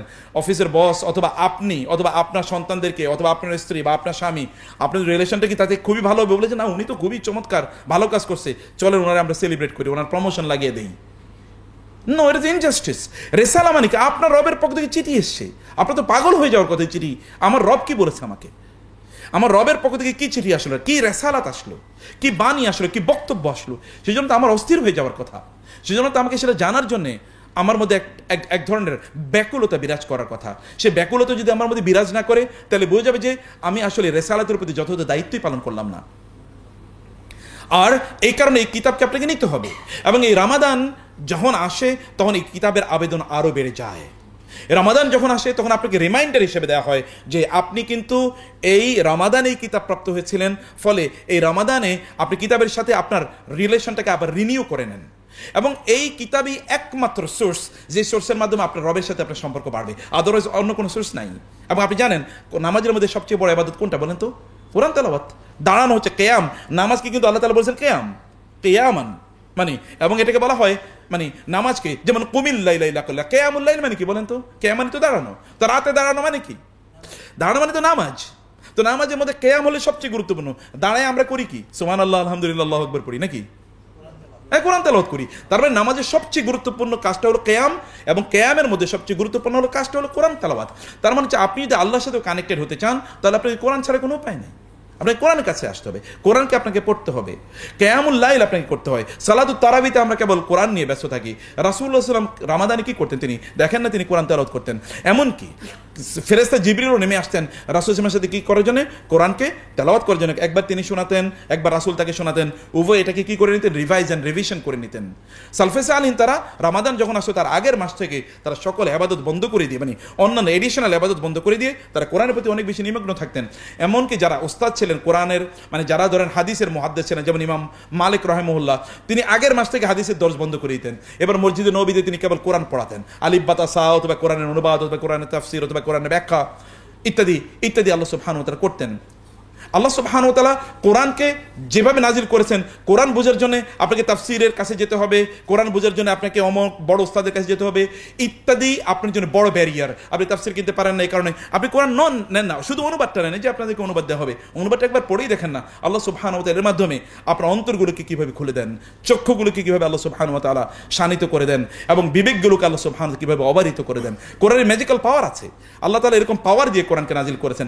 আপনি একবার চিন্তা করে দেখেন, আমরা মুসলিম হিসেবে নিজেদেরকে দাবি করি, তখন কোরআন একটা সূরা যদি নাজিল হতো, মক্কার লোকেরা পাগল হয়ে যেত, কাফেররা এবং মুশরিকরা। এই শুনেছো, আম্মা ইয়াতাসাআলুন আনিন নাবাইল আযীম আল্লাযী হুম ফীহি মুখতালিফুন কাল্লা সায়ালামুন সুম্মা কাল্লা সায়ালামুন। এই বলো, শুনেছো কি হয়েছে?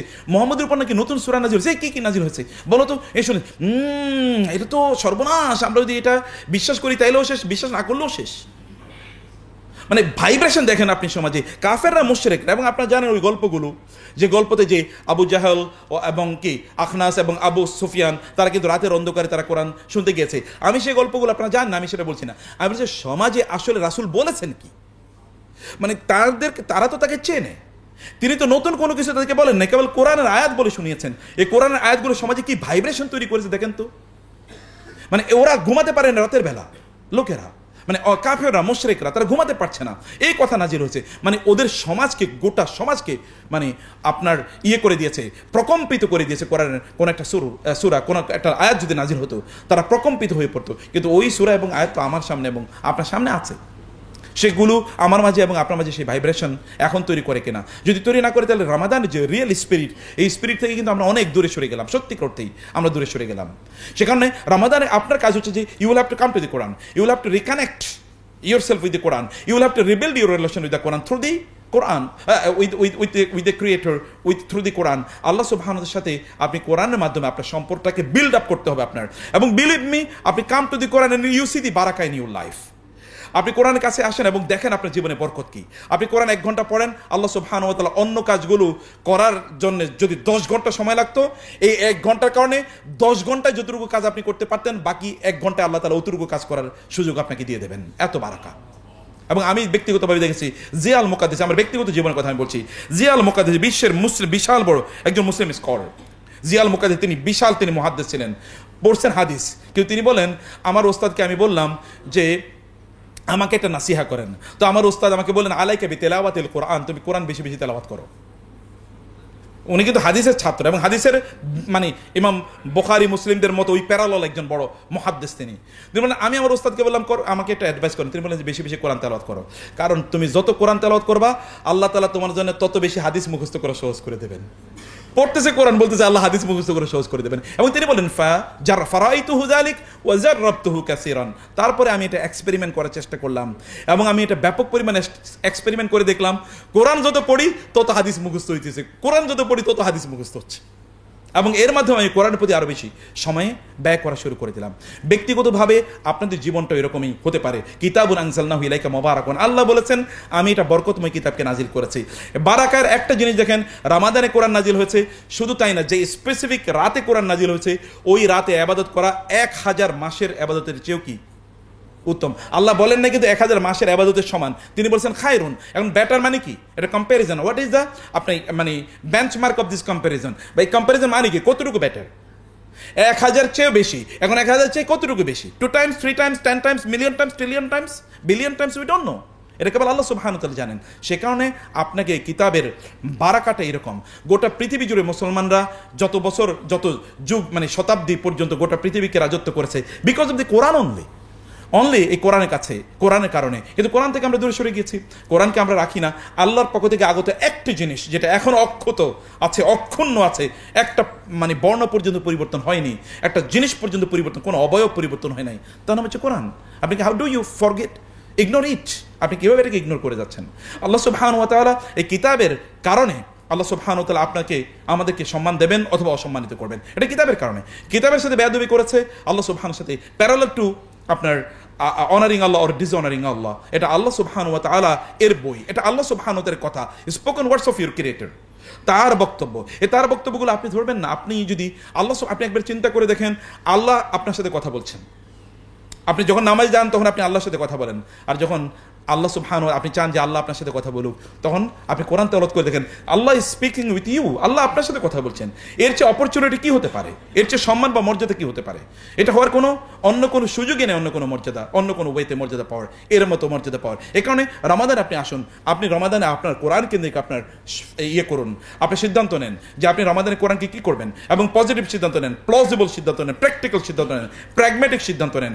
এরকম সিদ্ধান্ত নেবেন না আমি এবার রমাদানে 100 বার কোরআন খতম করবো, এরপর দেখা যায় একবার হয় না। নো, ইমপ্র্যাকটিক্যাল হওয়ার কোনো কারণ নেই। আপনি প্র্যাকটিক্যাল হন এবং কম কম করে শুরু করুন। আপনি বলুন যে আমি প্রতিদিন 1 পৃষ্ঠা করে পড়বো, প্রত্যেক নামাজের পর 1 পৃষ্ঠা করে পড়বো। It is achievable. অ্যাচিভেবল যখন আপনি করবেন তখন আপনার কনফিডেন্স ডেভেলপ করবে। কোরআন পড়ার আগে শয়তান থেকে আল্লাহর কাছে আশ্রয় চাইতে হয়। ফাইদা কারাতাল কুরআন ফাস্তাইজ বিল্লাহি মিনাশ শাইতানির রাজিম। যখন তুমি কোরআন পড়বে তখন তুমি আউযু বিল্লাহি মিনাশ শাইতানির রাজিম পড়বে। পৃথিবীর সকল কাজের জন্য বিসমিল্লাহ পড়া লাগে, বিসমিল্লাহ পড়তে হয়, কিন্তু কেবল কোরআন তেলাওয়াতের আগে আউযু বিল্লাহ পড়া লাগে। কারণ শয়তানের সবচেয়ে বড় চ্যালেঞ্জ হলো আপনি কোরআন থেকে দূরে সরে দেন, এবং শয়তান সুপ্রিমলি সাকসেসফুল। ওর এর কারণে কতগুলো নোবেল প্রাইজ দেওয়া দরকার আল্লাহই জানে, কারণ ও আমাদেরকে সাকসেসফুলি কোরআন থেকে দূরে সরিয়ে রেখেছে। আমাদের কোথাও কোরআন কোনো কি নাই, কোরআনের কোনো ইমপ্লিকেশন নাই, কোরআনের কোনো সিলেবাস নেই, কোথাও কোরআনের কোনো পার্ট নাই। কোরআনকে আমরা আমাদের সিলেবাসে পড়াশোনায় কোথাও রাখি না। আল্লাহ তাআলা বলেছেন ওয়ালিতুকমিলুল ইদ্দা, এবং তোমরা যেন কামালে পরিণত হতে পারো। আমরা রমাদানে কেন রমাদান আমরা করছি কি আসলে? রমাদান যেন একটা কামেল, একজন মানুষের জন্য আপনি পরিণত হতে পারেন। এই যে ইদ্দা মানে এই যে কয়েকটা দিন, 30 দিন 29 দিন আপনি রোজা রাখবেন, এই 29 দিনে so that you become a perfect man, আপনি যেন একজন পরিপূর্ণ মানুষ হতে পারেন, একজন কামেল মানুষের জন্য আপনি পরিণত হতে পারেন। ওয়ালি তুকাব্বিরুল্লাহ আলা মা হাদাকুম, এবং আল্লাহকে যেন আপনি আকবার বানাতে পারেন। তাকবীর কেবল এটার মানে এই নয়, আল্লাহু আকবার এটা নয়। তাকবীর মানে হচ্ছে যে ইউ হ্যাভ মেড আল্লাহ সুবহানাহু ওয়া তাআলা the priority or the centre of your priority. আপনার সব কিছুর কেন্দ্রবিন্দু আপনি আল্লাহকে বানাচ্ছেন। আপনি কেন রোজা রাখছেন? আল্লাহর জন্য। আপনি কেন নিটোরে কাজ করছেন? আল্লাহ সুবহানাহু ওয়া তাআলার জন্য, যেন আল্লাহ সন্তুষ্টি হন। কারণ through human service you will satisfy Allah. আপনি আল্লাহ সুবহানাহু, আপনি কেন বিয়ে করেছেন? কারণ আপনি এমন কিছু সন্তান এর বাবা হতে চান বা মা হতে চান যে সন্তানগুলো আল্লাহর জমিনে আল্লাহর দ্বীনের কথা বলবে। কি নোবেল পারপাস, কি বিশাল পারপাস হতে পারে। এই যে আপনার প্রত্যেকটা জায়গায় আপনি যেন আল্লাহ সুবহানাহু ওয়া তাআলাকে সেন্টার বানাতে পারেন, আপনার কেন্দ্রবিন্দু বানাতে পারেন। এই কেন্দ্রবিন্দু বানানো কিন্তু রোজা, এই সিয়াম অথবা এই রমাদান আসে আপনাকে এইরকম একজন মানুষে পরিণত করার জন্য। আপনি সব কিছু থেকে ডিফোকাসড হয়ে কেবল ফোকাসড হবেন আল্লাহ সুবহানাহু ওয়া তাআলার কাছে। আপনি ক্যামেরা কেবল আল্লাহ সুবহানাহু ওয়া তাআলা এর দেয়া জীবন ব্যবস্থা অনুসারে চালাতে যেন পারেন, ওই দিকে আপনি ধরবেন। কারণ আল্লাহর কিতাবকে আপনি ক্যামেরায় নিয়ে আসেন এবং সেখান থেকে আপনি দেখেন যে কিভাবে হতে পারে, এবং ওয়ালা আল্লাকুম তাশকুরুন, যেন তোমরা শুকর আদায় করতে পারো। রমাদানের রিলেটেড আমি আর 2-3 মিনিট কয়েকটা কথা বলে এরপরে জাকাতের আরেক সামান্য কিছু কথা বলে। আমি জানি যে I have been given 1 hour and I will finish it ইনশাআল্লাহ উইদিন 1 hour। 1 ঘন্টার মধ্যে শেষ করবো। আপনারা নিশ্চয়ই ক্লান্ত হয়ে গেছেন যে এত কথা শুনে, নাকি? ওকে, বারাকাল্লাহ ফিকুম। আমি যে কথাটা বলছিলাম সম্মানিত ভাইয়েরা এবং বোনেরা, তাহলে যে সিয়ামের মূল লক্ষ্য উদ্দেশ্য কিন্তু কোরআনের সাথে আমাদের কানেকশনটাকে বাড়ানো, এবং কোরআনের কারণে কোরআনের মাধ্যমে আল্লাহর সাথে কানেকশন বাড়ানো। এবং সিয়ামের মূল লক্ষ্য উদ্দেশ্য হলো আমরা একজন মুত্তাকির মতো জীবনযাপন করা। এর মূল উদ্দেশ্য হলো আমরা যেমন একজন কামেল মানুষের পরিণত হতে পারি। এর মূল উদ্দেশ্য হলো আল্লাহকে যেন আমরা ফোকাসে নিয়ে আসি। বলি তুকাব্বিরুল্লাহ আলা মা হাদাকুম ওয়ালা আল্লাকুম তাশকুরুন, যেমন একজন গ্রেটফুল মানুষ, একজন কৃতজ্ঞ মানুষের মতো যেন আমরা জীবনযাপন করতে পারি। আপনাদের মনে আছে আল্লাহ সুবহানাহু ওয়া তাআলা আদম আলাইহিস সালামকে তৈরি করলেন। আদমকে তৈরি করে রাখলেন কোথায়? জান্নাতে। এবং তার থেকে তার স্ত্রীকে তৈরি করলেন এবং বললেন যে জান্নাতে থাকো, কিন্তু ওই গাছের কাছেও যেও না। গাছের কাছে যাওয়ার জন্য কে উদ্বুদ্ধ করলো? শয়তান। এবং বলল শয়তান আদম আলাইহিস সালামকে, আমি আপনাকে রিপ্রেজেন্ট করি, আমি আপনারই মানুষ, আমি আপনার কত কল্যাণ চাই জানেন? কিভাবে কল্যাণ চাও তুমি আমার? এইভাবে কল্যাণ চাই যে আপনি কিন্তু কয়েকদিন পরে জান্নাত থেকে দুনিয়া চলে যেতে হবে, যেন দুনিয়া যাওয়া না লাগে। এই কারণে এখানে একটা গাছ থেকে আল্লাহ আপনাকে নিষেধ করেছেন। তাহলে আপনি কি পাবেন? আল খুলদ, অর্থাৎ জান্নাতে আপনি চিরস্থায়ী থাকবেন, বিশাল বড় রাজত্ব আপনি পাবেন। এই কারণে গাছের ফল খান। আদম আলাইহিস সালাম কিছুক্ষণের জন্য আল্লাহ তাআলাকে বলে গিয়েছেন, এটা শয়তানি করেছে আল্লাহকে বলে যাও, এবং তিনি গাছের ফল খেলেন। খাওয়ার পর আল্লাহ তাআলা কি বললেন? যে ঠিক আছে, যান, ইহবিতু মিসরা ইহবিতু মিনহা জামিআ ফাইন্না লাকুম ইহবিতু মিনহা জামিআ, যে তোমরা সবাই এই থেকে বের হয়ে যাও, জান্নাত থেকে বের হয়ে যাও। তিনি, তার স্ত্রী এবং কি তার এই যে আমরা যারা, আমাদের সবাইকে বলেন তোমরা সবাই জান্নাত থেকে বের হয়ে যাও। ফাইম্মা ইয়াতিয়ান্নাকুম মিন্নি হুদান ফামান তাবিআ হুদায়া ফালা খাউফুন আলাইহিম ওয়া লাহুম ইয়াহজানুন, অথবা ফাইম্মা ইয়াতিয়ান্নাকুম মিন্নি হুদান ফামানিত্তাবাআ হুদায়া ফালা ইয়াদিল্লু ওয়া লা ইয়াশকা। সূরাতুত তাহা এবং সূরাতুল বাকারা, দুই জায়গায় গঠনপটি আল্লাহ তাআলা বলেছেন, আর অনেক সূরাতে আছে। এখন আল্লাহ সুবহানাহু ওয়া তাআলা কিন্তু তখনই আদম আলাইহিস সালামকে বললেন, আদম ঠিক আছে যান, আপনার দুনিয়াতে যান, দুনিয়াতে গিয়ে আপনারা ওইখানে থাকেন, কিন্তু এই দুনিয়া থেকে আবার এই জান্নাতে আপনি ফিরে আসতে পারবেন। ফিরে আসার জন্য আমি আপনাদেরকে একটা ব্লু প্রিন্ট দেবো, একটা গাইডলাইন দেবো, একটা বই দেবো, একটা শরিয়া দেবো, একটা কিতাব দেবো। ওই কিতাব অনুসারে আপনাদেরকে এখানে আসতে হবে। সেই কিতাবটা কোনটা? এই যে কোরআন।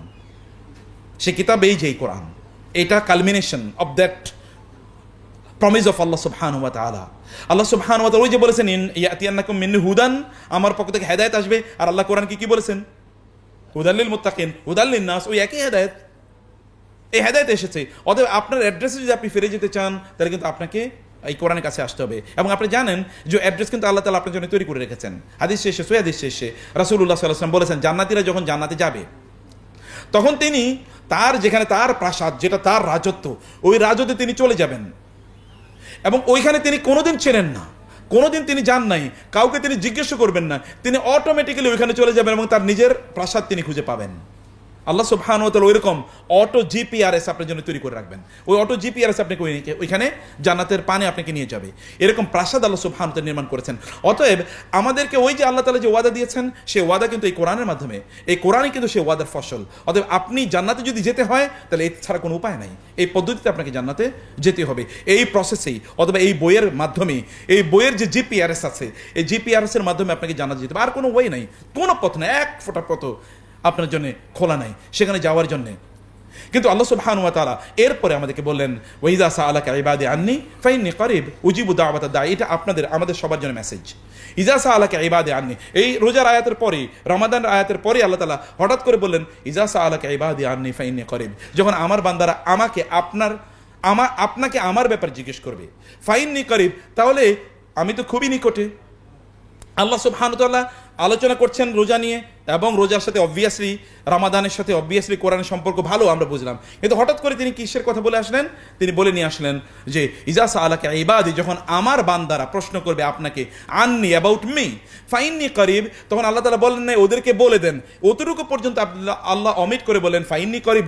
ওরা এই কথা জিজ্ঞেস করার প্রয়োজন কি? আমি তো তাদের খুবই কাছে, খুবই নিকটে আছি। সম্মানিত ভাইরা, আপনি গোটা বছর জুড়ে হতে পারে আপনি অন্যায় করেছেন, অপরাধ করেছেন, গুনাহ করেছেন, কিন্তু the month of Ramadan is the month has come in order to purify you, in order to reconnect you with Allah সুবহানাহু ওয়া তাআলা। আল্লাহর সাথে আপনাকে সম্পৃক্ত করার জন্য আল্লাহ আপনাকে ভালোভাবে সৃষ্টি করেছেন, সম্মান দিয়ে সৃষ্টি করেছেন। আল্লাহ সুবহানাহু ওয়া তাআলা তিনি আপনাকে যেন পথ থেকে বিচ্যুত না হয়ে যান, এই কারণে বারবার তিনি গাইডেন্স পাঠিয়েছেন। সর্বশেষ তার ডিভাইন বুক, তার দ্য নিউয়েস্ট টেস্টামেন্ট কোরআনকে তিনি পাঠিয়েছেন আমাদের কাছে। এই টেস্টামেন্টের মধ্যে তিনি বলে দিয়েছেন যে তার কাছে আমাদের যাওয়ার উপায় কি। আল্লাহ সুবহানাহু বলেছেন যে আমরা যতই অপরাধ করি না কেন, যতই গুনাহ করি না কেন, আপনি যতই ফ্রাস্ট্রেটেড থাকেন না কেন, আপনি যতই মনে করে থাকেন আমি এত অপরাধ করেছি, আল্লাহ কি আমাকে ক্ষমা করে দেবেন? নো, আল্লাহ সুবহানাহু আপনাকে ক্ষমা করে দেবেন। আল্লাহ বলছেন ইবাদি, আমার বান্দারা, আমার বান্দারা, মানে যত অপরাধী আপনি করেন না কেন, স্টিল আপনি আল্লাহ সুবহানাহু ওয়া তাআলার যে বান্দার যে ডেফিনেশন অথবা এইটার যে পারভিউ, সেখান থেকে কিন্তু আপনি এখনো বের হয়ে যান নাই। আপনি একবার চিন্তা করে দেখেন, আপনি জান্নাত থেকে এসেছেন এই পৃথিবীতে, এই পৃথিবী থেকে আবার জান্নাতে আল্লাহ তাআলা আপনাকে নিয়ে যেতে চান। পৃথিবীতে আমরা কত চমৎকার জিনিস দেখি, ইন্না জাআলনা মা আলাল আরদি জিনাতাল লাহা লিনাবলুয়াহুম আইয়ুহুম আহসানু আমালা। আপনি যখন কক্সবাজারে যান অথবা সিলেটে যখন যান, আপনি যখন ইয়েতে যান, বিভিন্ন জায়গায় যখন বিভিন্ন দেশে আপনি বেড়াতে যান, সবচেয়ে সুন্দর দৃশ্যগুলো দেখে আপনি ওয়াও, কি অসাধারণ, কি চমৎকার। আপনি এগুলো দেখেন, আপনার সন্তানগুলোর দিকে তাকিয়ে আপনার ভালো, আলহামদুলিল্লাহ আল্লাহ তুমি এত চমৎকার সন্তান আমাকে দিয়েছো। আপনার ঘর, সুন্দর ঘরে যখন আপনি ঢুকেন এই কষ্টের পর, তখন আলহামদুলিল্লাহ প্রশান্ত, এবার আমি হয়ে গেলাম। আপনি সবকিছু যখন সুন্দর সুন্দর খাবার আপনি খান, তখন আপনি খুবই আলহামদুলিল্লাহ আপনি বলেন। এত চমৎকার জিনিস দেখে সবকিছু কিন্তু খুবই সুন্দর।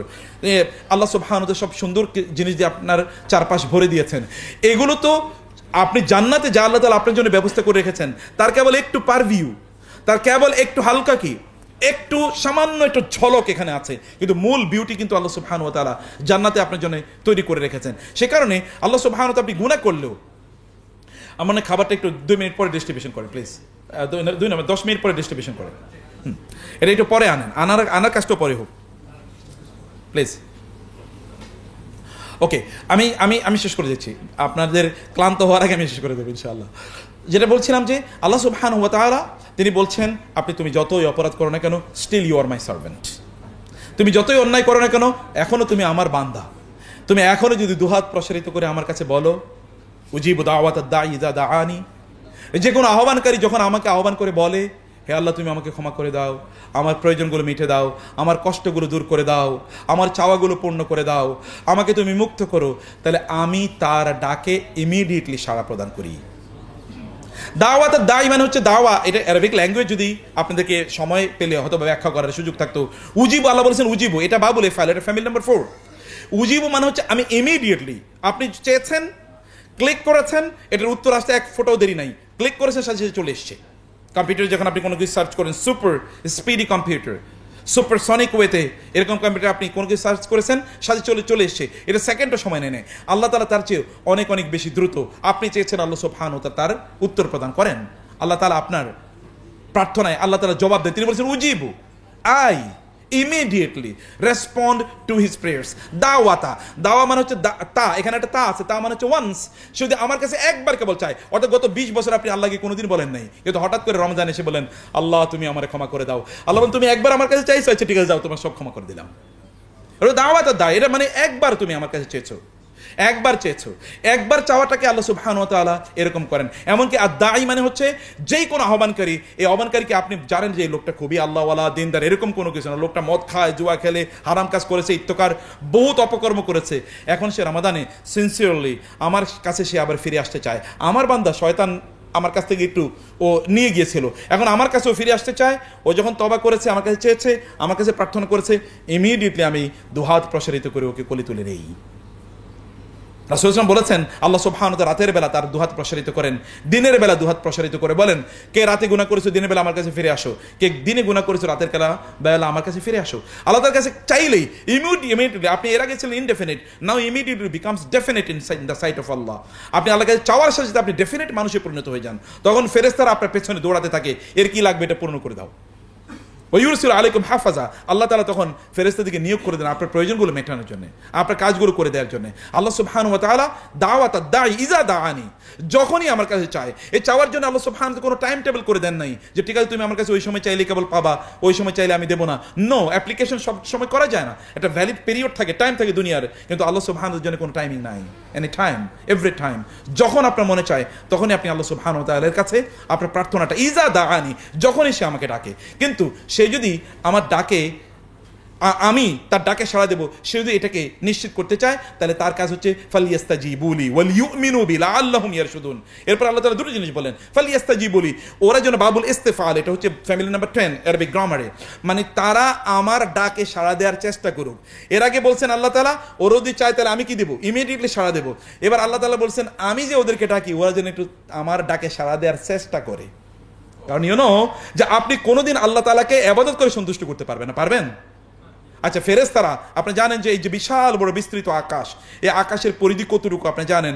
এই সূর্য এই পৃথিবী থেকে যদি কত গুণ বড়, এই পৃথিবী থেকে সূর্য যদি 13 লক্ষ গুণ যদি বড় হয়, এই সূর্যকে কেন্দ্র করে যে সৌরজগৎ, তাহলে সেটা কত বড়? সৌরজগৎ যে গ্যালাক্সিতে আছে, ওই গ্যালাক্সিতে এরকম সৌরজগৎ আছে 200 বিলিয়ন।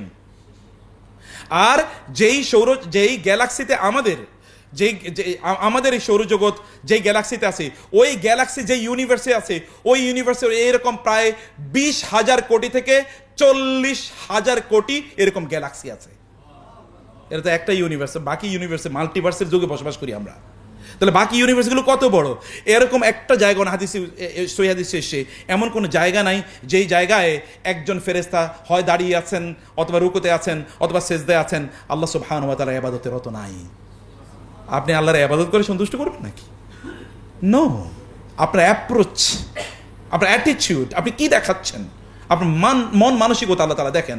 এবং এখানে বলছেন ফালিয়াস্তাজিবু লি, ওরা যেন আমার ডাকে সাড়া দিয়ে একটু চেষ্টা করে, that is enough for me.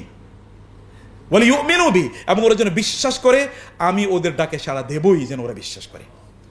Just you have your faith and raise your hands towards Allah and you see the miracles happening in your life.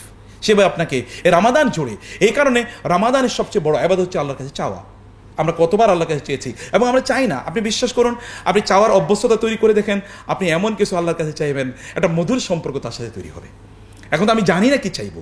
যখন আপনি চাইতে অভ্যস্ত হয়ে যাবেন, তখন আপনি সব কিছু চাইবেন। আল্লাহ, আমি নেটোরে বাসা থেকে যেতে চাচ্ছি, নেটোরে আমি যেন ঠিক সঠিক সময় পৌঁছতে পারি, তুমি এটার ব্যবস্থা করে দিও।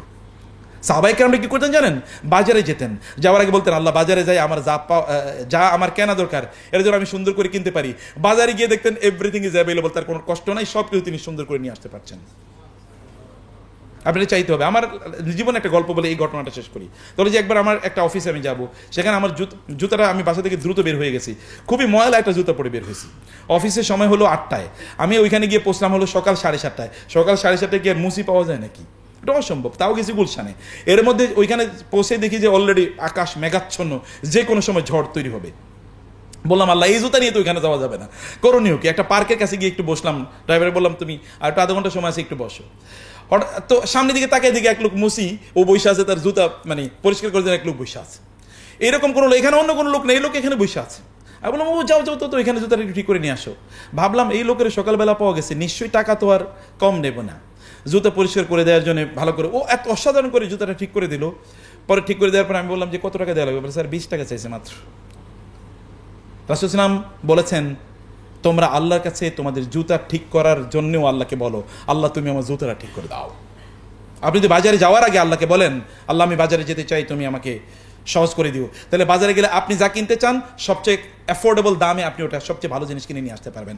আর নাহলে 2 নম্বর জিনিস কিনবেন, এরপরে বাসায় আসার পরে আপনার ভাবি কিন্তু দরজা খুলবে না, তুমি এটা আনছো কি, যাও তুমি নিজেই খাও, এটা আমি এটা তোমার জন্য রান্না করতে পারবো। That will happen. সম্মানিত ভাইরা, লাস্ট 2-3 মিনিট, আচ্ছা আমি তো আরও 5-6 মিনিট পাবো, কারণ আমি 1 ঘন্টা সময় পেয়েছিলাম। আচ্ছা ঠিক আছে, তো জাকাতের কথাটা একটু আমি বলি। জাকাতের রমাদানকে তাহলে আমি আপনাদেরকে যে কথাটি বলতে চাই যে রমাদানটাকে এবারে make this Ramadan a special one for you please. এবার রমাদানটা একটা স্পেশাল বানান, আল্লাহর সাথে কানেকশন তৈরি করেন। নির্জনতা, কিছু নির্জন সময় আল্লাহর জন্য রাখেন না প্লিজ। আপনি কি কখন নির্জন সময় আল্লাহর সাথে কাটিয়ে দেখেছেন? কেমন মজা। ইবনে তাইমিয়া রাহমাতুল্লাহ এই জন্যই বলেছেন আমরা নির্জনে আল্লাহর সাথে সময় কাটিয়া যে শান্তি পাই, যে পরিতৃপ্তি পাই, যে প্রশান্তি পাই, যে সুখ পাই, যদি আমাদের শত্রুরা এই সুখের সন্ধান পাইতো তাহলে ওরা তলোয়ার দিয়ে আমাদের বিরুদ্ধে যুদ্ধ করে ওই সুখ কিনে নিয়ে যেত, টেনে নিয়ে যেত। কিন্তু ওরা তো বুঝে না যে কি সুখ আমরা পাই। তিনি বলেন ওরা আমাকে কারাগারে বন্দী করেছে, মনে করছে আমাকে শাস্তি দিছে, কিন্তু ওরা যে আমার উপর নেয়ামত রহমত করলে ওটা বুঝে নাই। কারণ কারাগারে আমি এবার আমার রবের সাথে আলাদা করে এক্সক্লুসিভ কিছু সময় কাটাতে পারবো। Please make some special time for Allah. কিছু স্পেশাল টাইম এই রমাদানে আল্লাহর সাথে কাটান, সেটা তাহাজ্জুদের নামাজ হতে পারে। প্রতিদিন 2জন ফেরেশতা নামে মানে আসমান থেকে স্পেশাল একটা অ্যাসাইনমেন্ট নিয়ে, এবং তারা ডেকে বলতে থাকে হে আল্লাহ, যে ব্যক্তি দান করে তুমি তাকে ব্যাপক পরিমাণ কি দাও, তার বিনিময় তুমি তাকে প্রদান করো, আর যে ব্যক্তি দান করে না তার সম্পদগুলো তুমি ধ্বংস করে দাও। দান আপনার সম্পদকে প্রবৃদ্ধি ঘটায়, সম্পদের মধ্যে কি ঘটায়? প্রবৃদ্ধি ঘটায়। দান এর মাধ্যমে সাদাকা হোক অথবা জাকাত হোক, এর কারণে আপনার অন্তর পরিশুদ্ধ হয়, আপনি ভালো মানুষে পরিণত হন। যারা দান সাদাকা করে তারা কোনোদিন 2 নম্বরই করে না, তারা কোনোদিন অন্যের সম্পদ আত্মসাৎ করে না। আপনি অন্যের সম্পদ আত্মসাৎ করে আপনি নিজের উপর জুলুম করছেন। এই জুলুমবাজদেরকে আপনি দেখেন না এখন কই? খুঁজে আসছে নাকি? কোথাও আছে? যারা আরেকজনের সম্পদ লুট করছে এখন তো তারা নিজেরাই খাইতে পায় না, ওই সম্পদ কই? লুট করতে you are doing injustice upon you. আপনি আপনার নিজকে ধ্বংস করছেন, নিজের উপর ক্ষতি করছেন। নিজের উপর রহম করুন প্লিজ, অনুগ্রহ করেন, নিজের উপর অনুগ্রহ করেন। আল্লাহ সুবহানাহু ওয়া তাআলা বলেছেন যে আমি তোমরা যা মা কদ্দামাত ওয়া আখারাত, ব্যক্তি সামনে যা প্রেরণ করবে এগুলো কিয়ামতের দিন সে গিয়ে পাবে। সামনে কি প্রেরণ করছেন? সামনে 2টো জিনিস আমরা প্রেরণ করি। একটা জিনিস আমরা প্রেরণ করি আমাদের যে সাদাকাগুলো আছে না, এগুলো মূলত আমি দুনিয়ার ব্যাংকে রাখি না, আমি আল্লাহর ব্যাংকে রাখি। কার ব্যাংকে রাখছি? আল্লাহর ব্যাংকে। আর আল্লাহ সুবহানাহু ওয়া তাআলা যখন তার ব্যাংকে এটাকে রাখেন তখন এটাকে তিনি কিভাবে পরিচর্যা করেন দেখেন, চিন্তা করে দেখেন। আল্লাহর সৃষ্টি তো ছোট জিনিস না। লা খালকুল্লাহি আকবারু মিন খালকিকুম, আল্লাহ বলেছেন তোমাদের সৃষ্টির চেয়ে আল্লাহর সৃষ্টি তো অনেক বড়। তুমি সর্বোচ্চ রোবট বানাইছো, আর আল্লাহ তাআলা তো মানুষ বানাইছে এরকম কোটি কোটি না, বিলিয়ন বিলিয়ন ট্রিলিয়ন ট্রিলিয়ন বানিয়ে দেখিয়েছে। অতএব আল্লাহ সুবহানাহু ওয়া তাআলার সৃষ্টি অনেক বড়। তার সৃষ্টি হচ্ছে আকাশ, তার সৃষ্টি হচ্ছে জমিন, তার সৃষ্টি হচ্ছে বাতাস। তার সৃষ্টি ছাড়া আপনি এক মুহূর্ত বাঁচতে পারেন না। আপনি নিজেই তো তার সৃষ্টি, আপনার শরীরের অর্গানগুলো তার সৃষ্টি। Even the organs of your body, the internal organs of your body also function with the orders and the commandments of Allah. তিনি যদি বলেন তাহলে আপনার হার্ট আর বিট করবে না, তিনি যদি বলেন যে আপনার তাহলে আর কিডনি ফাংশন করবে না, আপনার অর্গানগুলো তখন বিকল হয়ে যাবে, ডাইসফাংশনাল হয়ে যাবে, প্যারালাইজড হয়ে যাবে। তিনি তো সেই সত্তা যিনি একটা ভ্রূণ থেকে আপনাকে তৈরি করেছেন এবং কি অসাধারণ। ফাতাবারাকাল্লাহু আহসানুল খালিকিন। আপনাকে ব্রণ থেকে, একটা এমব্রিও থেকে অথবা একটা ফিটাস থেকে তৈরি করে কিভাবে তারপরে কি বিশাল সুন্দর একজন মানুষে পরিণত করেছেন, আপনি কি দেখেন না?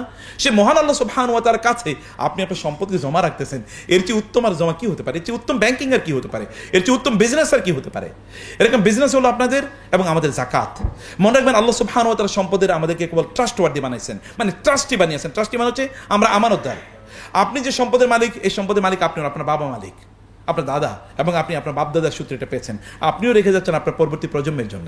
আপনি নিজের জন্য যা রেখে যাচ্ছেন তা হলো যা আপনি ছেড়ে যাচ্ছেন, যা আপনি দিয়ে যাচ্ছেন, তা মূলত আপনি রেখে যাচ্ছেন আপনার নিজের জন্য, আর কোনো কিছু না। কাম তারাকু মিন জান্নাতি ওয়া উয়ুন ওয়া যুরুই ওয়া মাকামিন কারীম। বিশাল অট্টালিকা বানাচ্ছেন, গোটা জীবন শেষ করে দিয়েছেন। এটি আপনার নিজের জন্য আপনি করেন না, বেশিও আপনি নিজের জন্য আপনি করেন না, আপনি অন্যের জন্য করছেন। কিভাবে? হয় অন্য দেখে বলবে কি চমৎকার, অথবা আপনার সন্তানরা সেখানে বসবাস করবে। সেখানে করে তারা কি করবে আপনি জানেন? You never know. আপনি জানেন না আপনার সন্তানের জন্য আপনি সম্পদ রেখে যাচ্ছেন, অথচ আপনি তাদের জন্য আল্লাহকে রেখে যাচ্ছেন। কেমন কথা হলো? আপনি তাদের জন্য আল্লাহকে রেখে যাবেন, তারা বাদ দিয়ে আপনি সম্পদ রেখে যাচ্ছেন। এটা তো পুড়ে ছাইখাই হয়ে যেতে, ছারখার হয়ে যেতে পারে। আপনার সন্তান তো মারাও যেতে পারে। আপনার সন্তানকে তো সম্পদ নিশ্চয়ই রক্ষা করবে না। যিনি রক্ষা করবেন, হাল আতা আলাল ইনসানি হিনুম মিনাদ দাহরি লাম ইয়াকুন শাইআম মাযকুরা। আপনার সন্তান আপনার নিজের সন্তান হওয়ার পূর্বেও তিনি কি আল্লাহর বান্দা ছিল, এবং আপনার সন্তান হিসেবে যখন সে থাকবে না তখন কিন্তু সে আল্লাহর বান্দা। আল্লাহ তাকে সৃষ্টি করেছে এবং রিজিক দিয়ে সৃষ্টি করেছে, আপনি তার জন্য করে যাচ্ছেন। কিন্তু যিনি আপনাকে বানালেন, যিনি আপনাকে সম্পদের মালিক করলেন, যিনি আপনাকে জ্ঞান এবং বুদ্ধি মেধা দিলেন, তাকেই আপনি বৃদ্ধাঙ্গুলি দেখাচ্ছেন, তার সাথে আপনি কার্পণ্য করছেন। এটা কেমন কথা হলো? কিয়ামতের দিন কি তিনি আপনাকে এই জন্য জিজ্ঞাসাবাদ করবেন না? নিশ্চয়ই তিনি আপনাকে জিজ্ঞাসাবাদ করবেন এবং বলবেন যে আমি তোমাকে যা দিয়েছি তা নিয়ে তুমি কি করেছো, তুমি কি আমার জন্য সামনে কি প্রেরণ করেছো। আপনার নিজের জন্য, এই জন্য বলেছি have mercy upon your own soul, whole self. নিজের উপর অনুগ্রহ করেন প্লিজ, নিজের উপর অনুগ্রহ। সেই দিন আপনি বলবেন, হে আল্লাহ রব্বির জিউন লাআল্লি আ'মালু সালিহান ফীমা তারাকতু, আল্লাহ আমার আবার একটু দুনিয়াতে পাঠান, আমি এবার ভালো কাজ করব।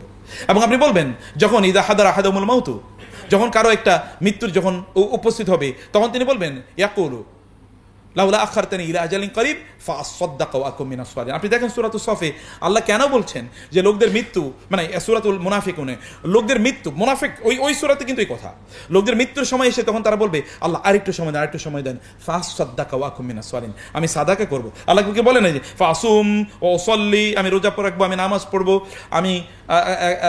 আমি হজ করব, উমরা করব না, বলছে ফাআসাদ্দাক, আমি সাদাকা করব।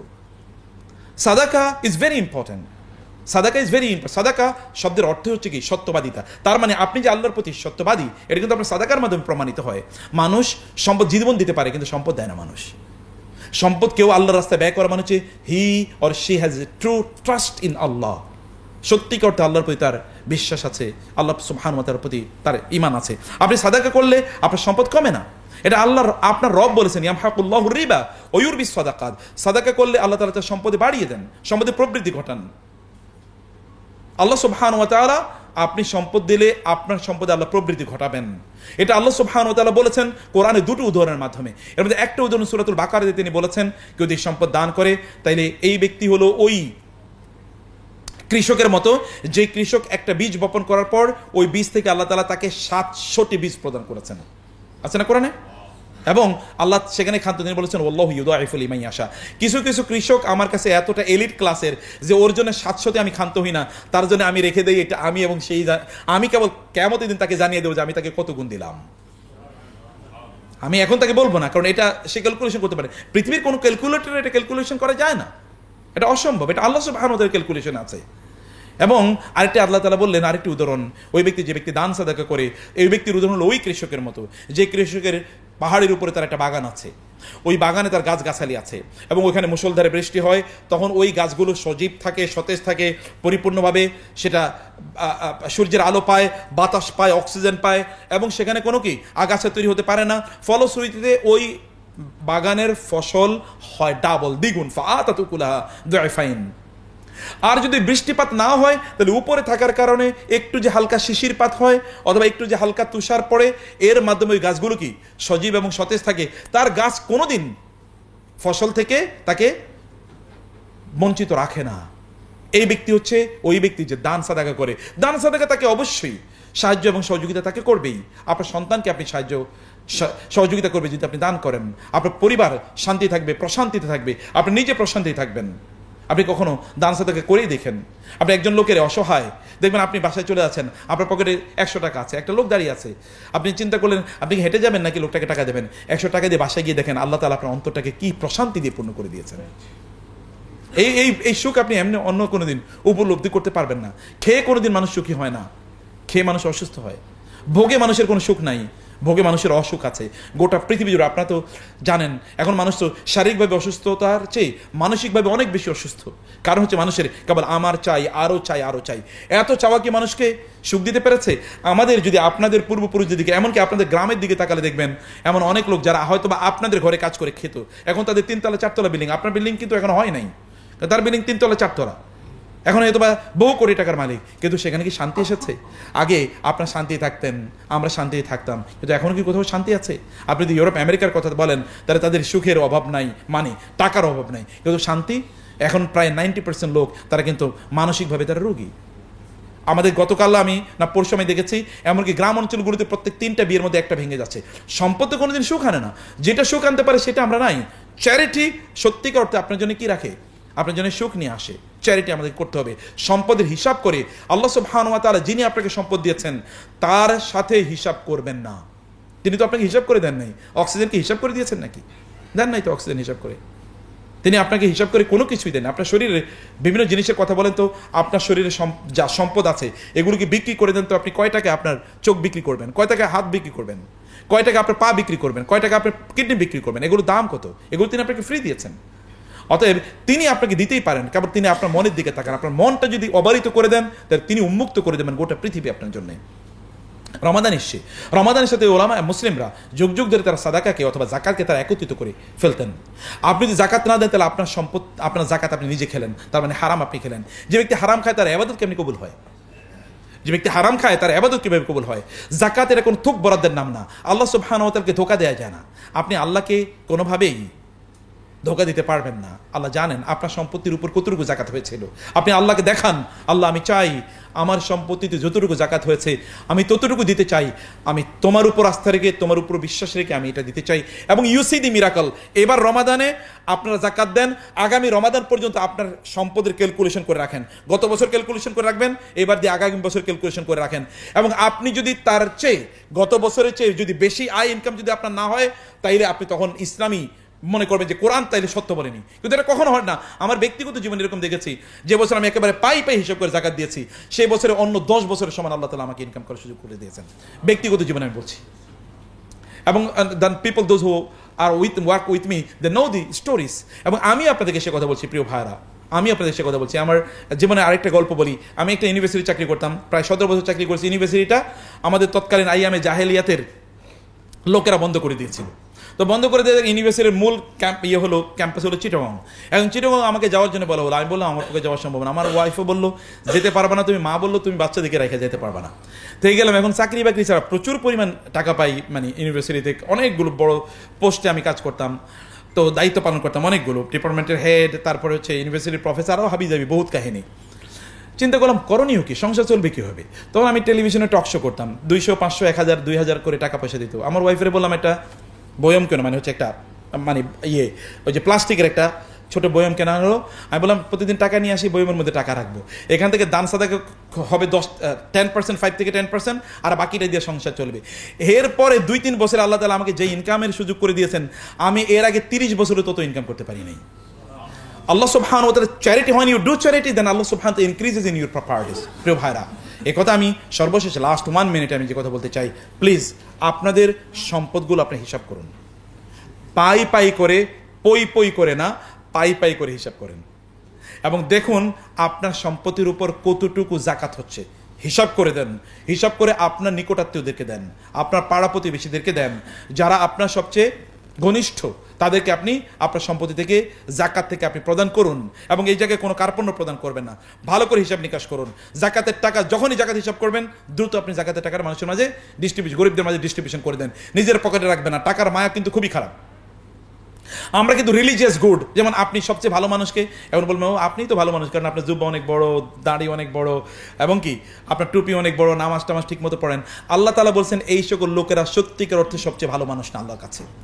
লাইসাল বিররা আন তুওয়াল্লু উজুহাকুম কিবালাল মাশরিক ওয়াল মাগরিব ওয়ালাকিন্নাল বিররা মান আমানা বিল্লাহি ওয়াল ইয়াউমিল আখির। আল্লাহ তাআলা বলেছেন ইহুদি এবং খ্রিস্টানদের নেচার ছিল কে পূর্ব দিকে ফিরে নামাজ পড়ে, কে পশ্চিম দিকে ফিরে নামাজ পড়ে, এটা তাদের কাছে ছিল সবচেয়ে বড়। কে মসজিদে কত বেশি যায়, কে সিনাগগে, কে গির্জায়, কে চার্চে বেশি যায়, এগুলো তাদের কাছে ছিল যে ডেফিনেশন অফ গুড।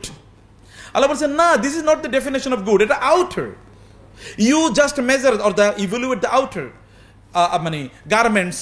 তোমরা হয়তো বা বাইরের পোশাক তোমরা মূল্যায়ন করো, অথবা তোমরা বাইরের জিনিসগুলোকে মূল্য দাও, কিন্তু আল্লাহ সুবহানাহু বলেন না ওয়ালাকিনাল বিররা মান আমানা। এরপরে তিনি বলেন ওয়া আতাল মালা আলা হুব্বিহি। প্রকৃত ঈমানদারদের এক নম্বর পরিচয় হচ্ছে তার সম্পদের প্রতি তার ভালোবাসা থাকা সত্ত্বেও ওই সম্পদ সে গরিব দুঃখী মিসকিন অসহায় আত্মীয় স্বজন ইত্যাদির জন্য সে ব্যয় করে। ওয়া আতাল মালা আলা হুব্বিহি যাবিল কুরবা ওয়াল ইয়াতাম ওয়াল মাসাকিন ওয়াবনিস সাবিল। আল্লাহ তাআলা বলেছেন যে তাদের সম্পদের প্রতি লোভ নাই কার, এটা innate, natural, inherent, built in, এটাকে আপনি কোনোদিন ওভারকাম করতে পারবেন না। কিন্তু এত তো সত্ত্বেও যে সকল ব্যক্তিরা দান সাদাকা করে আল্লাহ তাআলার কাছে এই সকল লোকেরা হচ্ছেন এক নম্বরে ভালো। এদের সবার মর্যাদা সবার উপরে। এরা আবু বকরের মতো হয়, এরা হয়তো ওসমানের মতো হয়, এরা হয়তো খাদিজাতুল কুবরা রাদিয়াল্লাহু তাআলা আনহার মতো হয়। একজন আবু বকরের মর্যাদা দানের কারণে তৈরি হচ্ছে, একজন ওসমানের মর্যাদা দানের কারণে তৈরি হচ্ছে, এবং একজন খাদিজাতুল কুবরা এর মর্যাদা কিন্তু দানের কারণে। ওগুলো তো আছে, রিলিজিয়াস গুড তো আপনাকে হতে হবে, ধর্মীয় দিক থেকে দিনের কার্যকলাপগুলো তো অ্যাপারেন্ট বাহ্যত যে সকল ফরজ কাজগুলো এগুলো তো আপনি করবেনই। কিন্তু আপনাকে সত্যি করতে ভালো মানুষ বানাবে যেটা, তাহলে সোশ্যালি গুড, ইকোনমিক্যালি গুড, মানুষের জন্য আপনি কতটুকু কল্যাণকর কাজ করছেন সেটা মূলত আপনাকে সত্যি করতে ভালো মানুষ বানাবে। ওই ভালো মানুষ হওয়াটাই হলো মূলত চ্যালেঞ্জ। ওই জায়গাটাই মূলত আমরা অধিকাংশ লোক ব্যর্থ, এবং এই ব্যর্থতা যেন কমপক্ষে এবারে রমাদানে আমাদেরকে স্পর্শ না করে।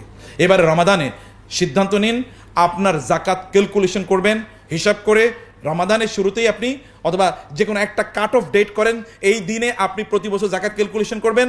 জাকাত ক্যালকুলেশন করার পর 1, 2 দিন 3 দিনের মধ্যে আপনি মানুষকে জাকাত দিয়ে দেন, এবং আগের বছর একই দিন আপনি এটাকে ক্যালকুলেশন করবেন, কত পাবেন না পাবেন, কাকে দেবেন। কোনোভাবে এমন না যে ভালো একজন এক্সপার্টের কাছে যান, তাকে বলেন যে আপনার কতটুকু জাকাত হয়। আপনি মানে বিল্ডিং করার জন্য লোন নিয়েছেন, এবং ওই লোন আপনি দেখাবেন, আপনার বিল্ডিংও আছে, লোনও দেখাবেন, তাও হতে পারে না। আবার আপনি লোন দেখালেন, লোন নিয়েছেন 10 বছরের জন্য, আর আপনি জাকাত দেবেন এই বছর, কিন্তু আপনি 10 বছরের লোন মাইনাস করে দেখাচ্ছেন। এগুলো আল্লাহ সুবহানাহু ওয়া তাআলার সাথে সর্ট অফ ডিসিপশন উইথ আল্লাহ। এটা আল্লাহর সাথে এক ধরনের ডিসিপশন, এটা আল্লাহর সাথে করা যায় না।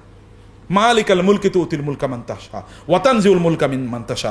আল্লাহ সুবহানাহু ওয়া তাআলা যখন দেন তখন সম্মানের সাথে দেন, আর যখন নেন তখন কেমনে হ্যাঁচকা টান দিয়ে নেন। দেখছেন তো, দেখেন নাই? দেশেও থাকতে পারে না, এরপরে পালায়া চলে যেতে হয়, অথবা লোহিত সাগরে কি নিমজ্জিত হয়ে ডুবে মারা যেতে হয়। যখন আল্লাহ নেন তখন এরকম হ্যাঁচকা টানে নেন, কারণ ওই লোকেরা দিতে চান, আল্লাহ তাদেরকে অপমানিত করেন, লাঞ্ছিত করেন। আর যখন দেন তখন তিনি মর্যাদার সাথে দেন। আপনি মর্যাদার সাথে নিয়েছেন, মর্যাদার সাথে সেটাকে ধারণ করুন। আল্লাহুম্মা আমিন। জাযাকুমুল্লাহ খায়ের। আমাকে এই চমৎকার আয়োজনে আপনারা দাওয়াত দেওয়ার কারণে আপনাদেরকে আল্লাহ তাআলা সর্বোত্তম সম্মান, মর্যাদা এবং প্রতিদান দান করুন। আমাদের আজকের এই কথাগুলো যদি আল্লাহ সুবহানাহু ওয়া তাআলা কবুল করে নেন, তাইলে কেবলমাত্র আমাদের সার্থকতা আছে, এবং আমরা যেন অন্তর থেকে কথাগুলো উপলব্ধি করতে পারি। আমি কি নিজেকেও আল্লাহ সুবহানাহু ওয়া তাআলা যেন সর্বোত্তম কথাগুলো নিজের জন্য আমল করার তৌফিক দান করেন, সেই দোয়া আল্লাহর কাছে আমি আমার নিজের জন্য করছি, আপনাদের জন্য করছি, এবং আপনারাও দোয়া করবেন পরস্পরের প্রতি। আমরা যেন এবার রমাদানকে স্পেশাল, মোর প্রোডাক্টিভ রমাদান যেন বানাতে পারি, আল্লাহর কাছে সেই তৌফিক এবং প্রত্যাশা আমরা করছি। আল্লাহুম্মা আমিন। হে আল্লাহ, তুমি আমাদের আজকের আয়োজনকে কবুল করে নাও। এখানে যারা আয়োজনে অংশগ্রহণ করেছেন তাদের সবাইকে কবুল করে নাও আল্লাহ। যারা নেপথ্যে কাজ করেছেন, পেছনে কাজ করেছেন, তাদেরকে কবুল করে নাও আল্লাহ। এই জায়গাটিকে তুমি সত্যি করতে মানুষের জন্য সবচেয়ে কল্যাণের জায়গা হিসেবে কবুল করে নাও আল্লাহ। তুমি এখানকার লোকজন যারা এখানে বিভিন্ন চিকিৎসায় আছে, সকল রোগগুলো তুমি দ্রুত সমাধান করে দাও, দূর করে দাও আল্লাহ। নেটওয়ার্কে বাংলাদেশের জন্য শ্রেষ্ঠতম আদর্শ আল্লাহ চিকিৎসালয় হিসেবে তুমি কবুল করে নাও আল্লাহ। এবং আল্লাহ, তুমি আমাদের যেই বাংলাদেশে আমরা এখন বসবাস করছি, এখানে অনেক সংকট আছে আল্লাহ, এবং অনেক চক্রান্ত ষড়যন্ত্র আছে। সকল সংকট, চক্রান্ত, ষড়যন্ত্র থেকে আমাদের প্রিয় মাতৃভূমিকে তুমি রক্ষা করো আল্লাহ। এবং আমরা যেন সত্যিকার অর্থে আমাদের দেশটাকে নির্মাণ করতে পারি, তৈরি করতে পারি, সেই তৌফিক তুমি আমাদেরকে দান করো আল্লাহ। এবং যারা আল্লাহ এর জন্য শহীদ শাহাদাতের, যারা তাদের জীবনকে বিলিয়ে দিয়েছেন আল্লাহ, তাদের এই জীবনকে তুমি শাহাদাতের জীবন হিসেবে কবুল করে নাও আল্লাহ। এবং যারা বেঁচে আছেন অসুস্থ অবস্থায় আল্লাহ, তাদেরকে তুমি সুস্থ করে দাও আল্লাহ।